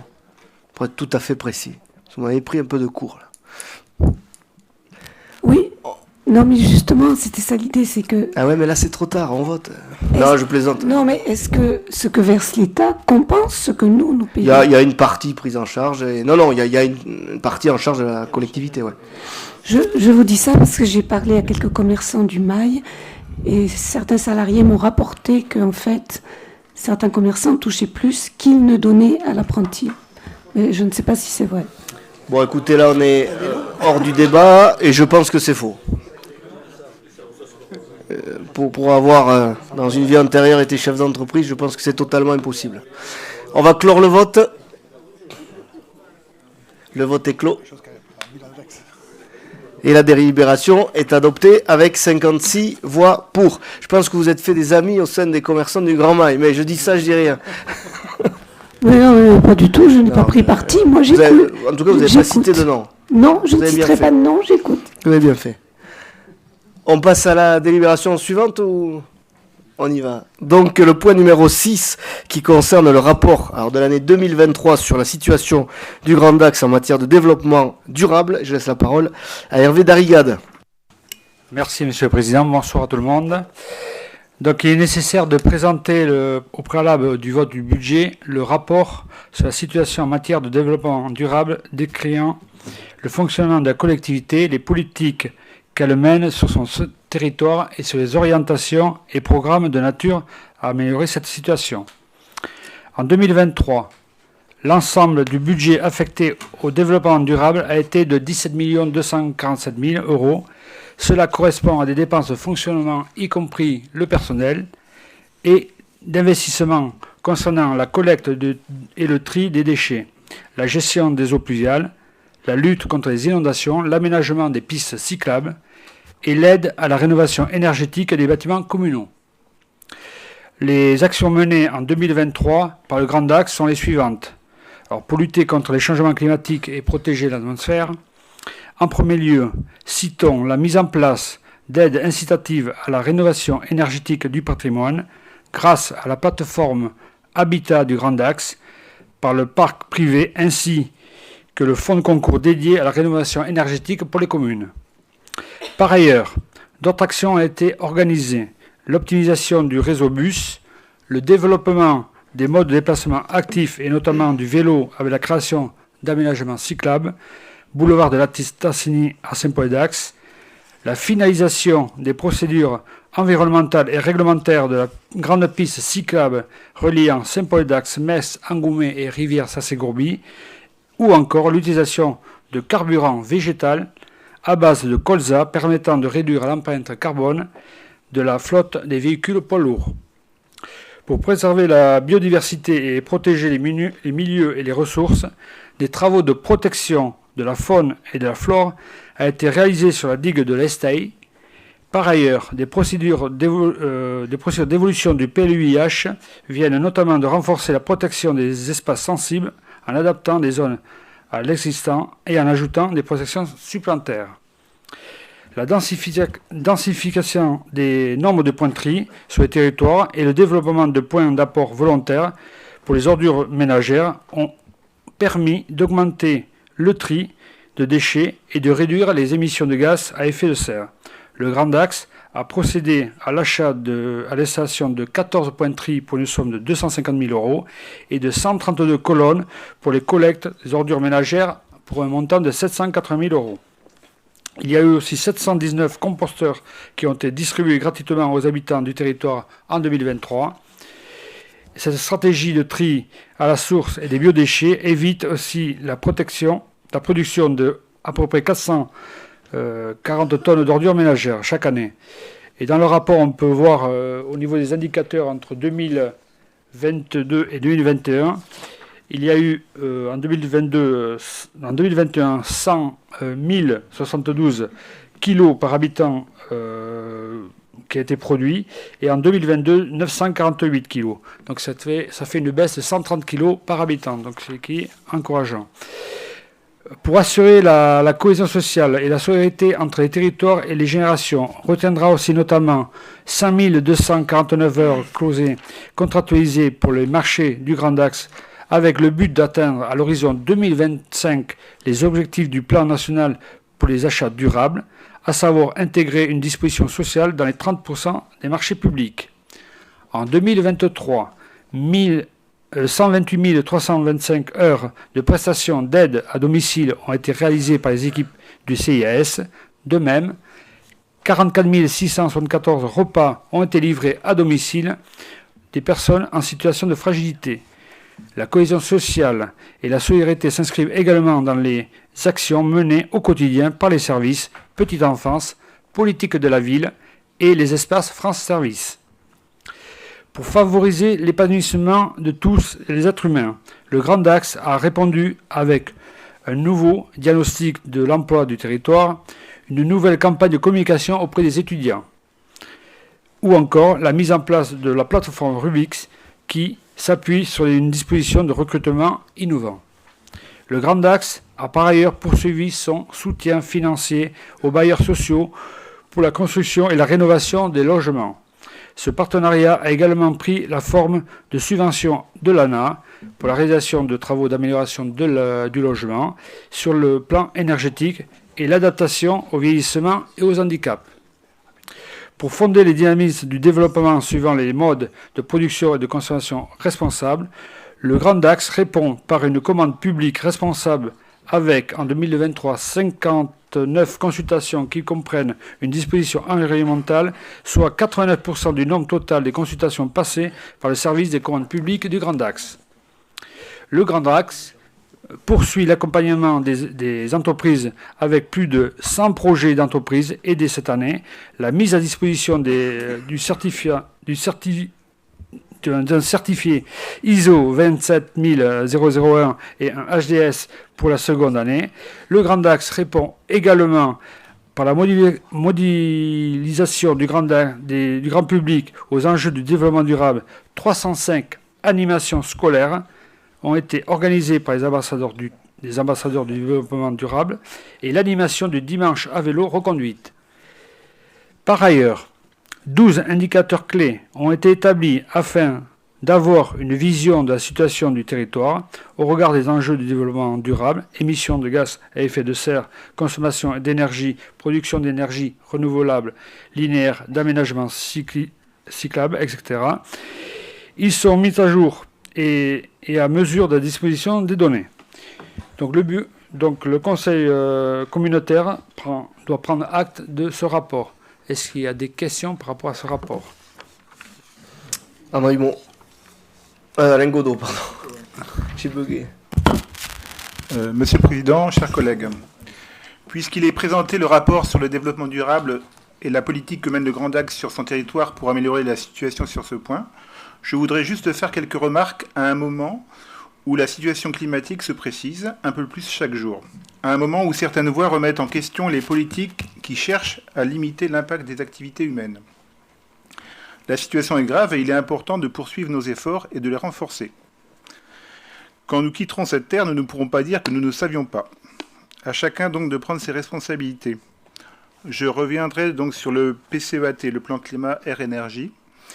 Ces objectifs louables ont pour objectif la neutralité carbone pour l'année 2050. Comme vous le savez tous, je crois que l'urgence climatique ne peut plus se satisfaire d'un objectif aussi éloigné, aussi peu ambitieux en termes de contenu et de date butoir. Il faudra faire quelque chose pour adapter, améliorer, booster ce PCEAT dans un avenir le plus proche possible. Ensuite, concernant la gestion des déchets, des biodéchets en particulier, c'est-à-dire les déchets verts et les déchets alimentaires, normalement une solution devait être proposée à tous les citoyens afin qu'ils puissent faire collecter et recycler leurs déchets dès le 1er janvier de cette année 2024. Or, ce n'est pas le cas pour les personnes vivant en immeubles collectifs sur notre territoire, et elles sont nombreuses. Le Grand Axe bénéficie-t-il d'un statut dérogatoire?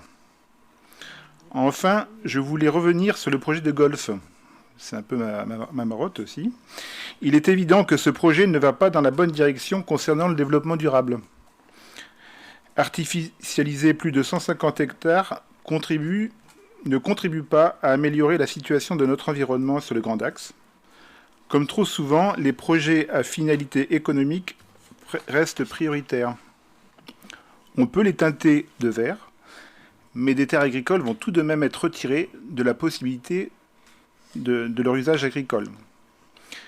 Les 650 logements envisagés dans le cadre du projet de golf vont accentuer l'étalement urbain de notre agglomération. N'aurait-il pas mieux valu avoir un projet immobilier sans le prétexte du projet de golf? Ce projet aussi a un impact sur les capacités d'urbanisation des autres communes de l'agglomération, dans le cadre de la loi ZAN. Bref, le rapport de développement durable devient un rapport de développement déraisonnable qui n'est peut-être pas à la hauteur des enjeux d'aujourd'hui. Voilà. Oui, par rapport au PCAT, il y a quand même pas mal de choses qui sont faites par le Grand Axe, et même les communes en bénéficient. Tous les bâtiments qui sont isolés, où il y a des aides conséquentes. Il y a aussi des aides, j'en ai parlé dans le rapport, par rapport aux bâtiments privés, il y a des aides, les accompagnements avec la SOIA. Et au niveau des déchets, vous dites qu'on ne fait pas... on fait quand même des efforts, puisque je viens de le dire, les indicateurs, ils sont là. On a quand même baissé de plus de 10% les ordures ménagères avec les gravats, plus collectés par kilogramme par habitant. Donc on peut faire mieux, mais on est sur la bonne voie. Alors on a réformé, c'est sûr. On a rajouté les points de tri, on a changé le système de collecte, et on est en train d'étudier au niveau des collectes des biodéchets, c'est-à-dire que les obligations qui étaient au 1er janvier, on est en train de se mettre en place, c'est-à-dire qu'on a mis plus de 40% de composteurs qui ont été mis à disposition, qui actuellement les habitants du Grand Axe ont 40% de composteurs, et on est dans une dynamique de rajouter les composteurs pour les maisons particulières. Après, au niveau des habitats collectifs, on est en train de travailler dessus, sachant que là, on est parti déjà pour collecter les déchets verts pour les professionnels, et après, ça sera peut-être établi au niveau des habitants. Donc voilà, c'est au fur et à mesure qu'on avance. Je pense qu'il y a pas mal de choses qui s'améliorent. On peut faire mieux, c'est sûr, mais ça s'améliore dans le bon sens. Serge Pomarez. Je voudrais revenir simplement sur un sujet qu'a évoqué le vice-président chargé des déchets et de l'environnement. Il s'agit du plan climat. Le vice-président vient de nous dire qu'effectivement, il y a une action qui a été mise en place depuis longtemps concernant effectivement l'isolation des bâtiments publics. Seulement, en 2023, on a réduit cette allocation aux communes en nombre de bâtiments et en coût, puisque... Ah ben si, ne dites pas non, moi je vous le dis, je vous le prouve. Je vais vous le prouver. Moi je ne vais certainement pas faire tout ce que je voulais faire, parce que le nombre de bâtiments va dépasser justement ce qu'on nous a permis de faire actuellement. Donc il y a eu effectivement des choses qui ont été revues à la baisse par rapport à ce qui avait été mis en place.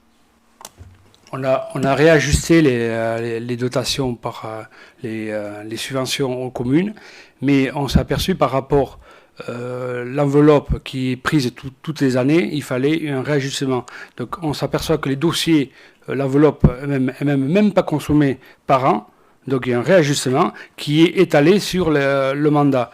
Et on s'aperçoit même les dossiers, et ils se font au fur et à mesure. Les communes n'investissent pas d'un coup, donc chaque commune monte leur dossier et ils sont tous attribués.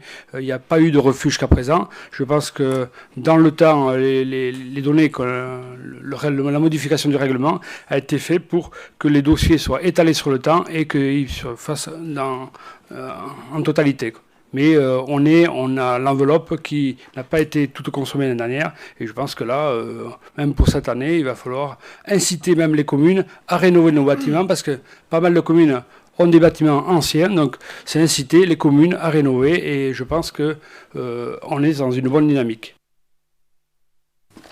Serge Pomarez. Ça veut dire que vous tirez les choses vers le bas, quoi. Vous tenez compte des communes qui ne suscitent pas beaucoup votre fonds de l'agglo, alors que celles qui le suscitent le plus, eh ben, elles vont devoir le susciter moins qu'elles ne le faisaient.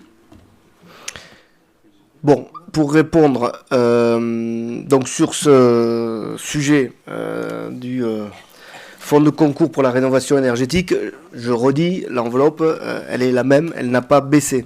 On a constaté, comme le disait Hervé, que le règlement en place faisait que les enveloppes n'étaient pas consommées parce que les communes, de toute façon, n'avaient pas la possibilité de mener autant d'investissements que proposés. Donc on a changé le règlement pour que justement il y ait une facilité supplémentaire à mobiliser en fonction des travaux. Bon, il se trouve, alors là, j'apprends que la commune de Gasse a tellement d'investissements qu'elle ne va pas pouvoir... ce qui nous rassure quant aux problèmes que vous décriviez parfois de bouclage de votre budget en raison d'autres situations. Donc tant mieux, mais je le redis, l'enveloppe, elle reste la même. Toutes les communes peuvent postuler, elles le font, et comme le disait Hervé, il reste des enveloppes disponibles.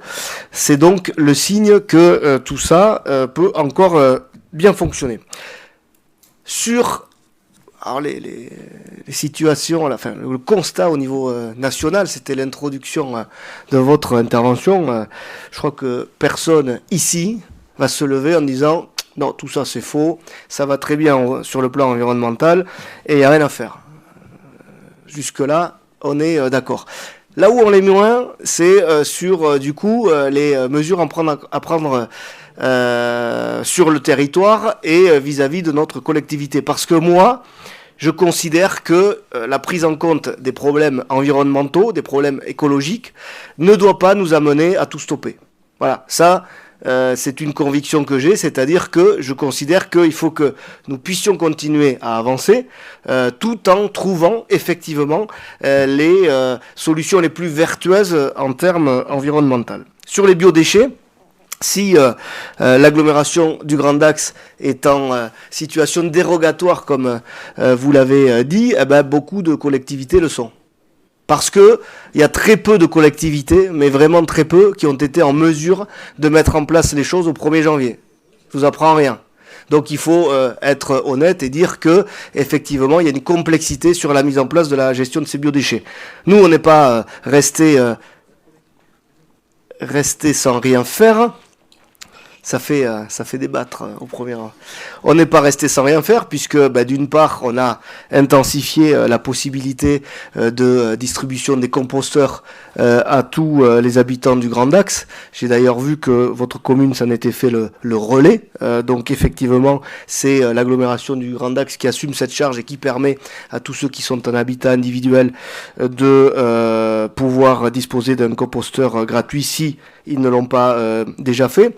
On organise les choses pour les professionnels, puisque ce sont eux les plus gros producteurs de biodéchets. Et pour effectivement les gens qui habitent sur du collectif, c'est là le plus compliqué à mettre en place. Et on a une personne dans le service qui est détachée sur ce sujet depuis plusieurs mois. Et donc on sera en mesure cette année de mettre en place et de proposer les dispositifs qui vont permettre de gérer la filière biodéchets. Quand je disais beaucoup de collectivités, je lisais récemment un document aussi du département, puisque je siège aussi là. Le département dit, ben voilà, on est en train de réfléchir à ce qu'on va mettre en place pour les collèges, par exemple.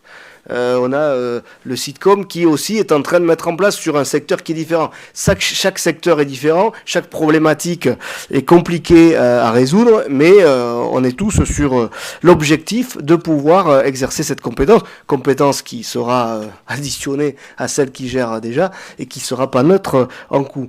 Pour préciser ce que je disais sur les sommes qu'on alloue sur cette compétence et qui sont pas en baisse, au contraire de ce que disait Serge Pomarès, je précise que tout cumulé, les sommes mises sur la compétence environnementale du vice-président Hervé Darigat, c'est 17 millions d'euros. C'est-à-dire que c'est le premier poste de dépense de cette collectivité. Avant même les ressources humaines, avant même la masse salariale qui en général est le premier poste dans nos collectivités. 17 millions d'euros quand on cumule tous les investissements, toutes les sommes qui sont dépensées pour des actions liées à l'environnement. Donc moi quand j'entends vous faites peu, pas assez, écoutez, allez voir quelles sont les collectivités qui ont comme premier poste de dépense les mesures environnementales. Et puis le golf, effectivement, là aussi on a un désaccord. Moi je suis très content que ce projet puisse et enfin démarrer. Aux côtés d'autres ici, me suis battu pour qu'on y arrive. Et je veux juste vous rappeler qu'il ne faut pas caricaturer. Ce projet de golf, au final, n'a été attaqué sur les permis d'aménager par aucune association environnementale. Enfin, c'est quand même quelque chose d'assez rare pour être souligné. Et que même les porteurs du projet et nous-mêmes avons eu des échanges très constructifs avec des associations dont la plus célèbre qui est vraiment à cheval sur ces sujets environnementaux, que le projet depuis 15 ans, vous savez que les plus de 15 ans même que les premiers terrains ont été achetés, il a évolué. Que je rappelle, au départ, on avait un projet de golf qui faisait plus de 52 hectares. Là, il en fera 36 parce qu'on a des parcours de golf aujourd'hui qui sont beaucoup plus ramassés, plus techniques et qui correspondent beaucoup mieux aux normes environnementales. Que ce golf, parce que vous aviez loupé cet épisode, je le redis, il sera arrosé grâce à un système de réutilisation des eaux usées, c'est-à-dire zéro d'impact sur les ressources naturelles en eau. Et que il permettra effectivement à notre territoire d'avoir une autre activité supplémentaire. Et oui, il y a un projet de 640 logements avec de l'individuel, comme on le fait aujourd'hui, on est plus sur des terrains de 2000 m², et du collectif. N'oubliez pas ça, il y a une répartition collectif et individuelle. Tout ça, bien évidemment, pour répondre aux contraintes, bien évidemment, environnementales et d'urbanisme d'aujourd'hui. Donc, il ne faut pas, dès qu'on dit golf, dire que c'est l'antithèse des mesures environnementales. Ce projet, il a été pensé, et je peux vous dire que la directrice générale de la société qui le porte est, elle, très attachée aussi à toutes ces notions environnementales, et qu'il y aura beaucoup de projets satellites qui seront construits en même temps que le golf, qui auront cette vertu environnementale. Donc voilà, il ne faut pas caricaturer. On est d'accord sur le constat. Il y a effectivement nécessité de prendre en compte le sujet environnemental, écologique dans tout ce qu'on fait. Moi, je le fais de manière pragmatique, pas en agitant de grands étendards. Et si, encore une fois, il y avait une illustration de cette volonté, pensez aux 17 millions, premier poste de dépenses de la collectivité, qui sont dépensés à ce sujet. Alain Godot. Oui. Concernant les biodéchets, c'est vrai que d'autres collectivités ne sont pas très avancées non plus. Ça démontre peut-être justement l'approche des problématiques écologiques d'une manière générale culturellement dans notre pays, c'est-à-dire c'est un sujet qui peut venir après d'autres sujets, parce que ce qui compte, c'est le développement économique, justement. Et donc évidemment, quand on fait une fixation sur les projets qui rapportent de l'argent, forcément que les biodéchets, c'est un sujet difficile à traiter et qui va être difficile à financer et pas forcément rémunérateur, au contraire. Non, ça je vous le confirme. Oui. Et ensuite, concernant les 17 millions d'euros, forcément, vous avez vu que dans le listing, donc il y a du fonctionnement, de l'investissement, et dans les 17 millions d'euros, en fait, il y a beaucoup de chapitres qui concernent en fait du fonctionnement normal de la collectivité, qui sont inscrits dans toutes les collectivités. C'est-à-dire qu'en fait, lorsque l'on parle, y compris l'aide aux entreprises, etc. En fait, je trouve que c'est un peu une catégorie fourre-tout quand même, ces 17 millions d'euros. Non. Et en fait, ça permet... Non, mais n'importe quelle communauté d'agglomération ou de commune peut avoir un gros chiffre sur l'environnement avec cette... Non. Pardon. Là, non. Bah si, parce que les déchets, etc. C'est toutes les sommes qui sont investies pour améliorer les choses sur le plan environnemental. Oui, 17 millions d'euros. Il y a même les salaires les gens qui travaillent sur ces sujets, vous voulez quoi, qu'ils soient bénévoles? Mais ce que je veux dire, c'est que c'est pas propre dans ce cas-là à la communauté d'agglomération du Grand Axe.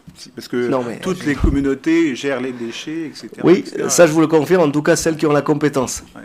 Le premier poste de dépense de notre collectivité, ce qui n'est pas le cas ailleurs, c'est 17 millions et c'est lié aux sujets environnementaux. Ça, c'est une différence par rapport à notre collectivité. Après, je vous confirme que toutes les collectivités payent leurs agents, ont des investissements et des frais de fonctionnement.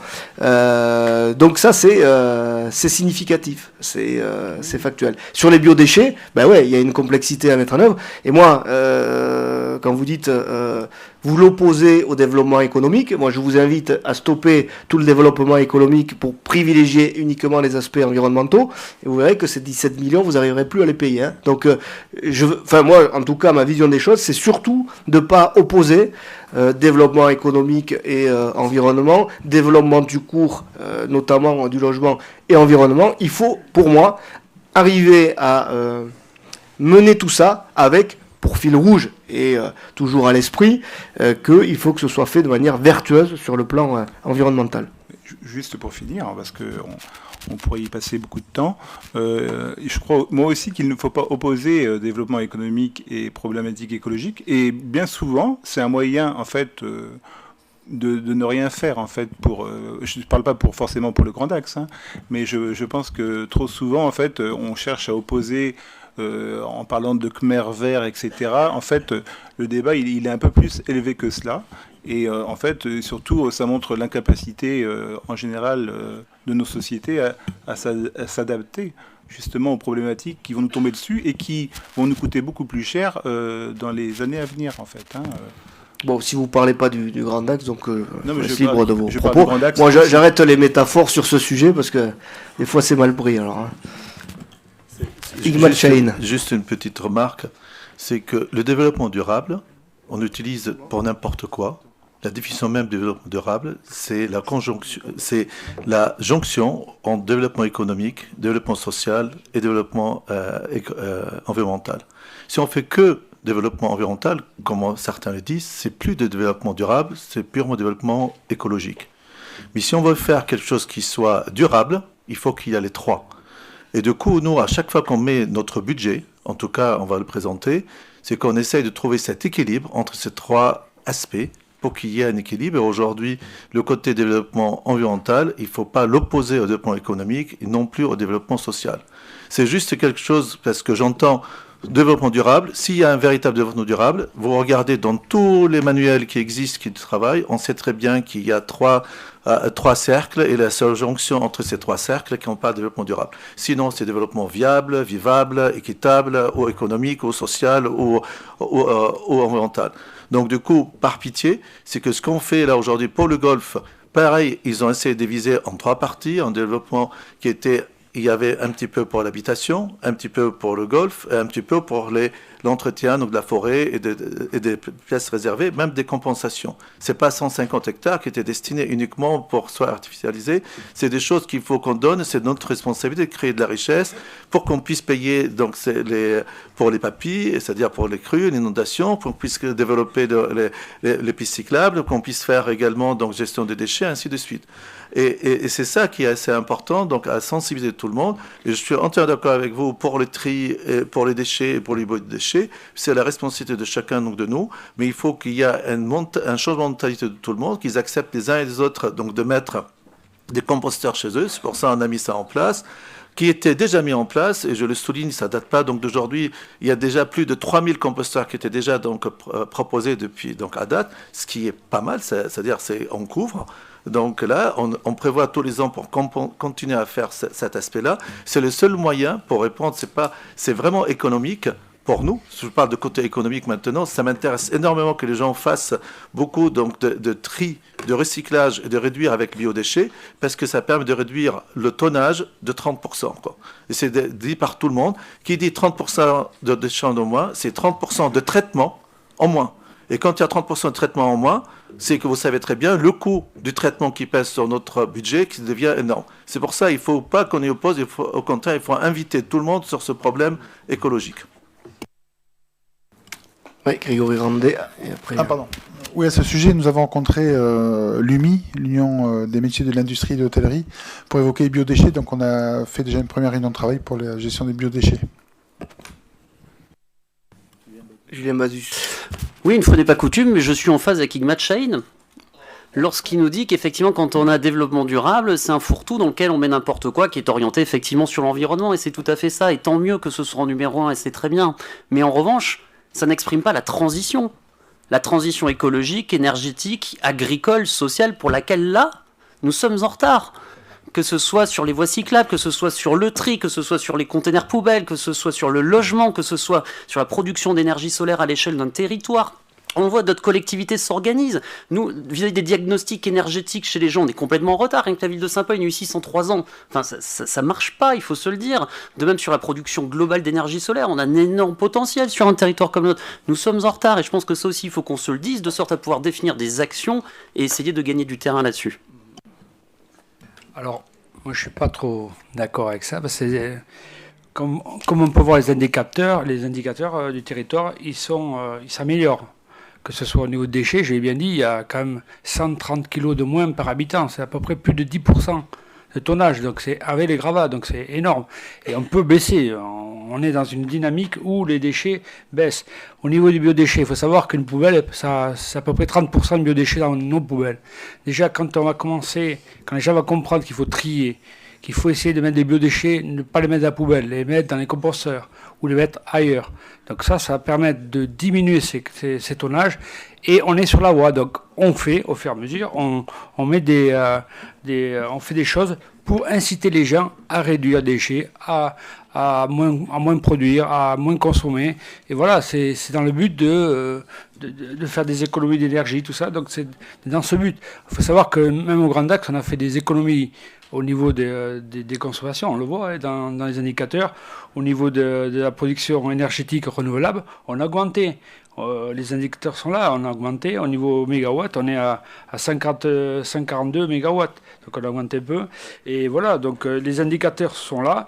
On peut mieux faire, c'est sûr, il y a du potentiel. On peut mieux faire, mais je pense qu'on est sur la bonne voie.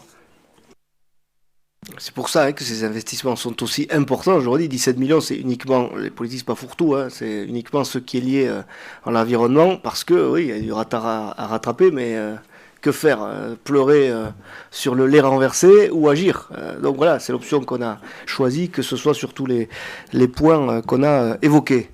Qui voulait... André, là c'est bon. Vous ressemblez un peu. C'est là. Oui, je voudrais parler de l'enjeu numéro 2, dit enjeu majeur du PSCAET. Vous parliez d'augmentation de production d'énergie durable.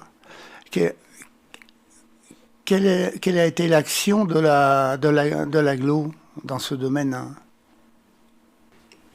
Parce qu'on a beaucoup d'actions ou communales ou individuelles, privées, mais l'action de l'AGLO dans le domaine. Alors au niveau de l'AGLO, on a recensé à peu près tous les bâtiments communaux qui étaient éligibles avec des orientations où il y avait un potentiel de mettre des panneaux solaires sur les bâtiments communaux. Et là maintenant il y a la phase numéro 2, c'est-à-dire les communes ont des projets de pose de panneaux solaires, et ça commence à émerger puisqu'on s'aperçoit que l'énergie a augmenté dans nos communes, donc on a trouvé des solutions. Pas mal de communes on commence à mettre en place des panneaux solaires sur les bâtiments communaux. Et nous, l'action du Grand Axe, c'était d'un accompagnement et d'aider les communes. Alors, ce n'est pas un accompagnement financier, je conçois, mais c'est un accompagnement, savoir sur quel bâtiment il vaut mieux poser les panneaux et dans le fait de diminuer la consommation, sachant qu'il y a les consommations, l'autoconsommation collective qui se met en place dans nos communes. Qui se fait, donc ça se met en place petit à petit, mais on va avoir de plus en plus de panneaux solaires posés sur nos bâtiments communaux, sur le Grand Axe. C'est bien ce que je dis, c'est la volonté des volontés privées ou communales. Non, on parle des bâtiments de l'agglo, l'agglomération du Grand Axe, où on se trouve. Donc là, il y a ça, effectivement, cet audit, ça y est, il est pratiquement fait. On a lancé aussi une étude sur la géothermie, l'utilisation de cette source de chaleur, d'énergie, pour pouvoir chauffer, refroidir les bâtiments. Donc bien évidemment, alors, après, c'est des mises en place toujours très longues, parce que il faut bien débuter. Et tout ça est en cours. Et dans le domaine de la méthanisation, il y a aussi l'autoproduction au niveau des zones d'activité économique. Il y a des choses très intéressantes à faire dans le domaine, en autoconsommation. Moi, j'en ai un exemple au niveau de Saint-Paul où une entreprise s'installe avec une surface de panneaux solaires très importante. Et j'ai demandé à l'époque de d'aider, et ça c'est notre rôle, d'aider à faire de l'autoconsommation par rapport à toutes ces entreprises qui sont groupées à moins de 2 km, puisque tu connais les règles, et qui fonctionnent la journée. Mais je pense que c'est en cours. Je pense que pas mal de communes est en train de mettre des panneaux solaires, d'essayer de réduire la consommation énergétique, et alors, en produisant l'énergie. Le but, c'est de consommer l'énergie qu'on produit, et je pense que pas mal de communes, même j'ai rencontré pas mal de maires qui sont dans cette optique de mettre des panneaux sur le bâtiment communaux, et ça permettra, alors il y a plein de choses pour faciliter la production et la consommation, de réduire nos factures et de consommer moins. Et je pense qu'on est dans ce moment, si on peut diminuer la facture, on le fait.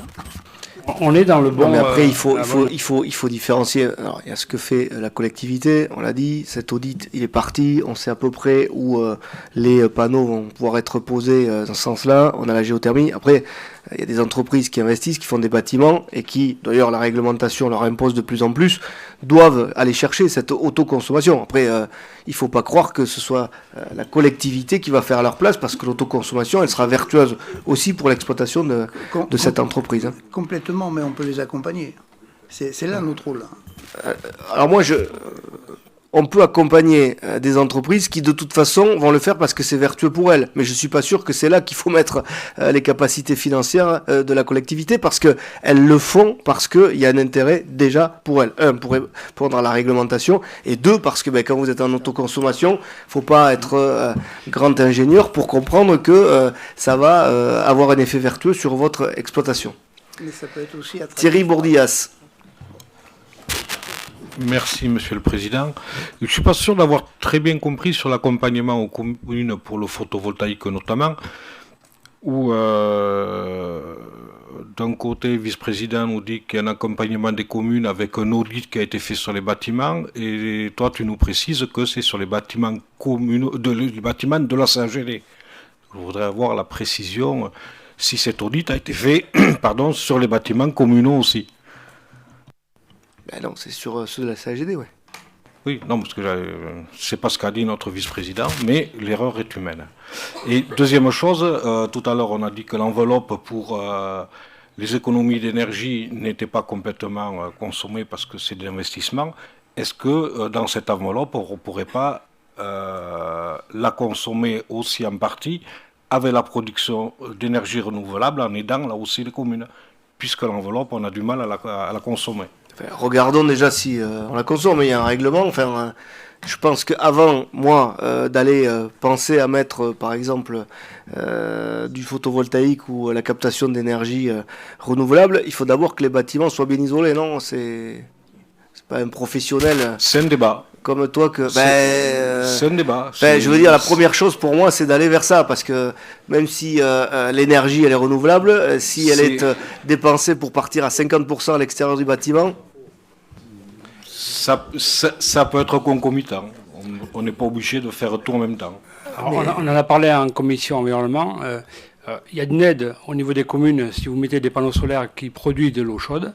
Mais il faut savoir que quand vous mettez des panneaux solaires sur vos bâtiments communaux, il y a des aides autres que l'agglomération et qui permet de réduire considérablement l'investissement. Donc il n'y a pas de souci là-dessus. Je pense qu'il y a des aides quand même importantes, que ce soit l'État, que ce soit le département, que ce soit d'autres organismes qui aident les communes par rapport à ces projets. Voilà. Il y a aussi un accompagnement possible, au moins pour l'étude, par le SIDEC également. Aider, on peut l'être. Je parlais plus financièrement par rapport à une éventuelle enveloppe qui ne serait pas consommée. Amine Benayarouche. Oui, merci. Non, mais ça va aller très vite. Juste, pour une fois, je pense que tout le monde va être d'accord si on pouvait aller plus vite. Mais je dis pas que ce sujet n'était pas important, mais au moins, non, il n'y a pas de foot mignotte. C'est juste que j'ai pas envie de rentrer le 15 février chez moi et juste qu'on puisse aller plus vite. Et s'il y a des interrogations comme ça, qu'on se les pose en privé, parce qu'on n'a même pas passé les DOB, qu'on y est déjà depuis 2 heures, qu'on a fait que cette délibération. Bon, là, pour le coup, je veux vous rassurer, on peut prendre le temps nécessaire quand même. On est là pour ça. Thierry Bourdillas. Oui, juste 17 millions, ça mérite quand même un peu de débat. Et d'ailleurs, il a lieu. Enfin, les discussions, c'est même pas des débats. Y a-t-il d'autres interventions? Philippe Delmont. Pas très longtemps, juste pour faire tomber le niveau général de 3 étages. C'est pour le 3e article de cette délibération. Alors, je suis comme Catherine, on est venu me dire aussi,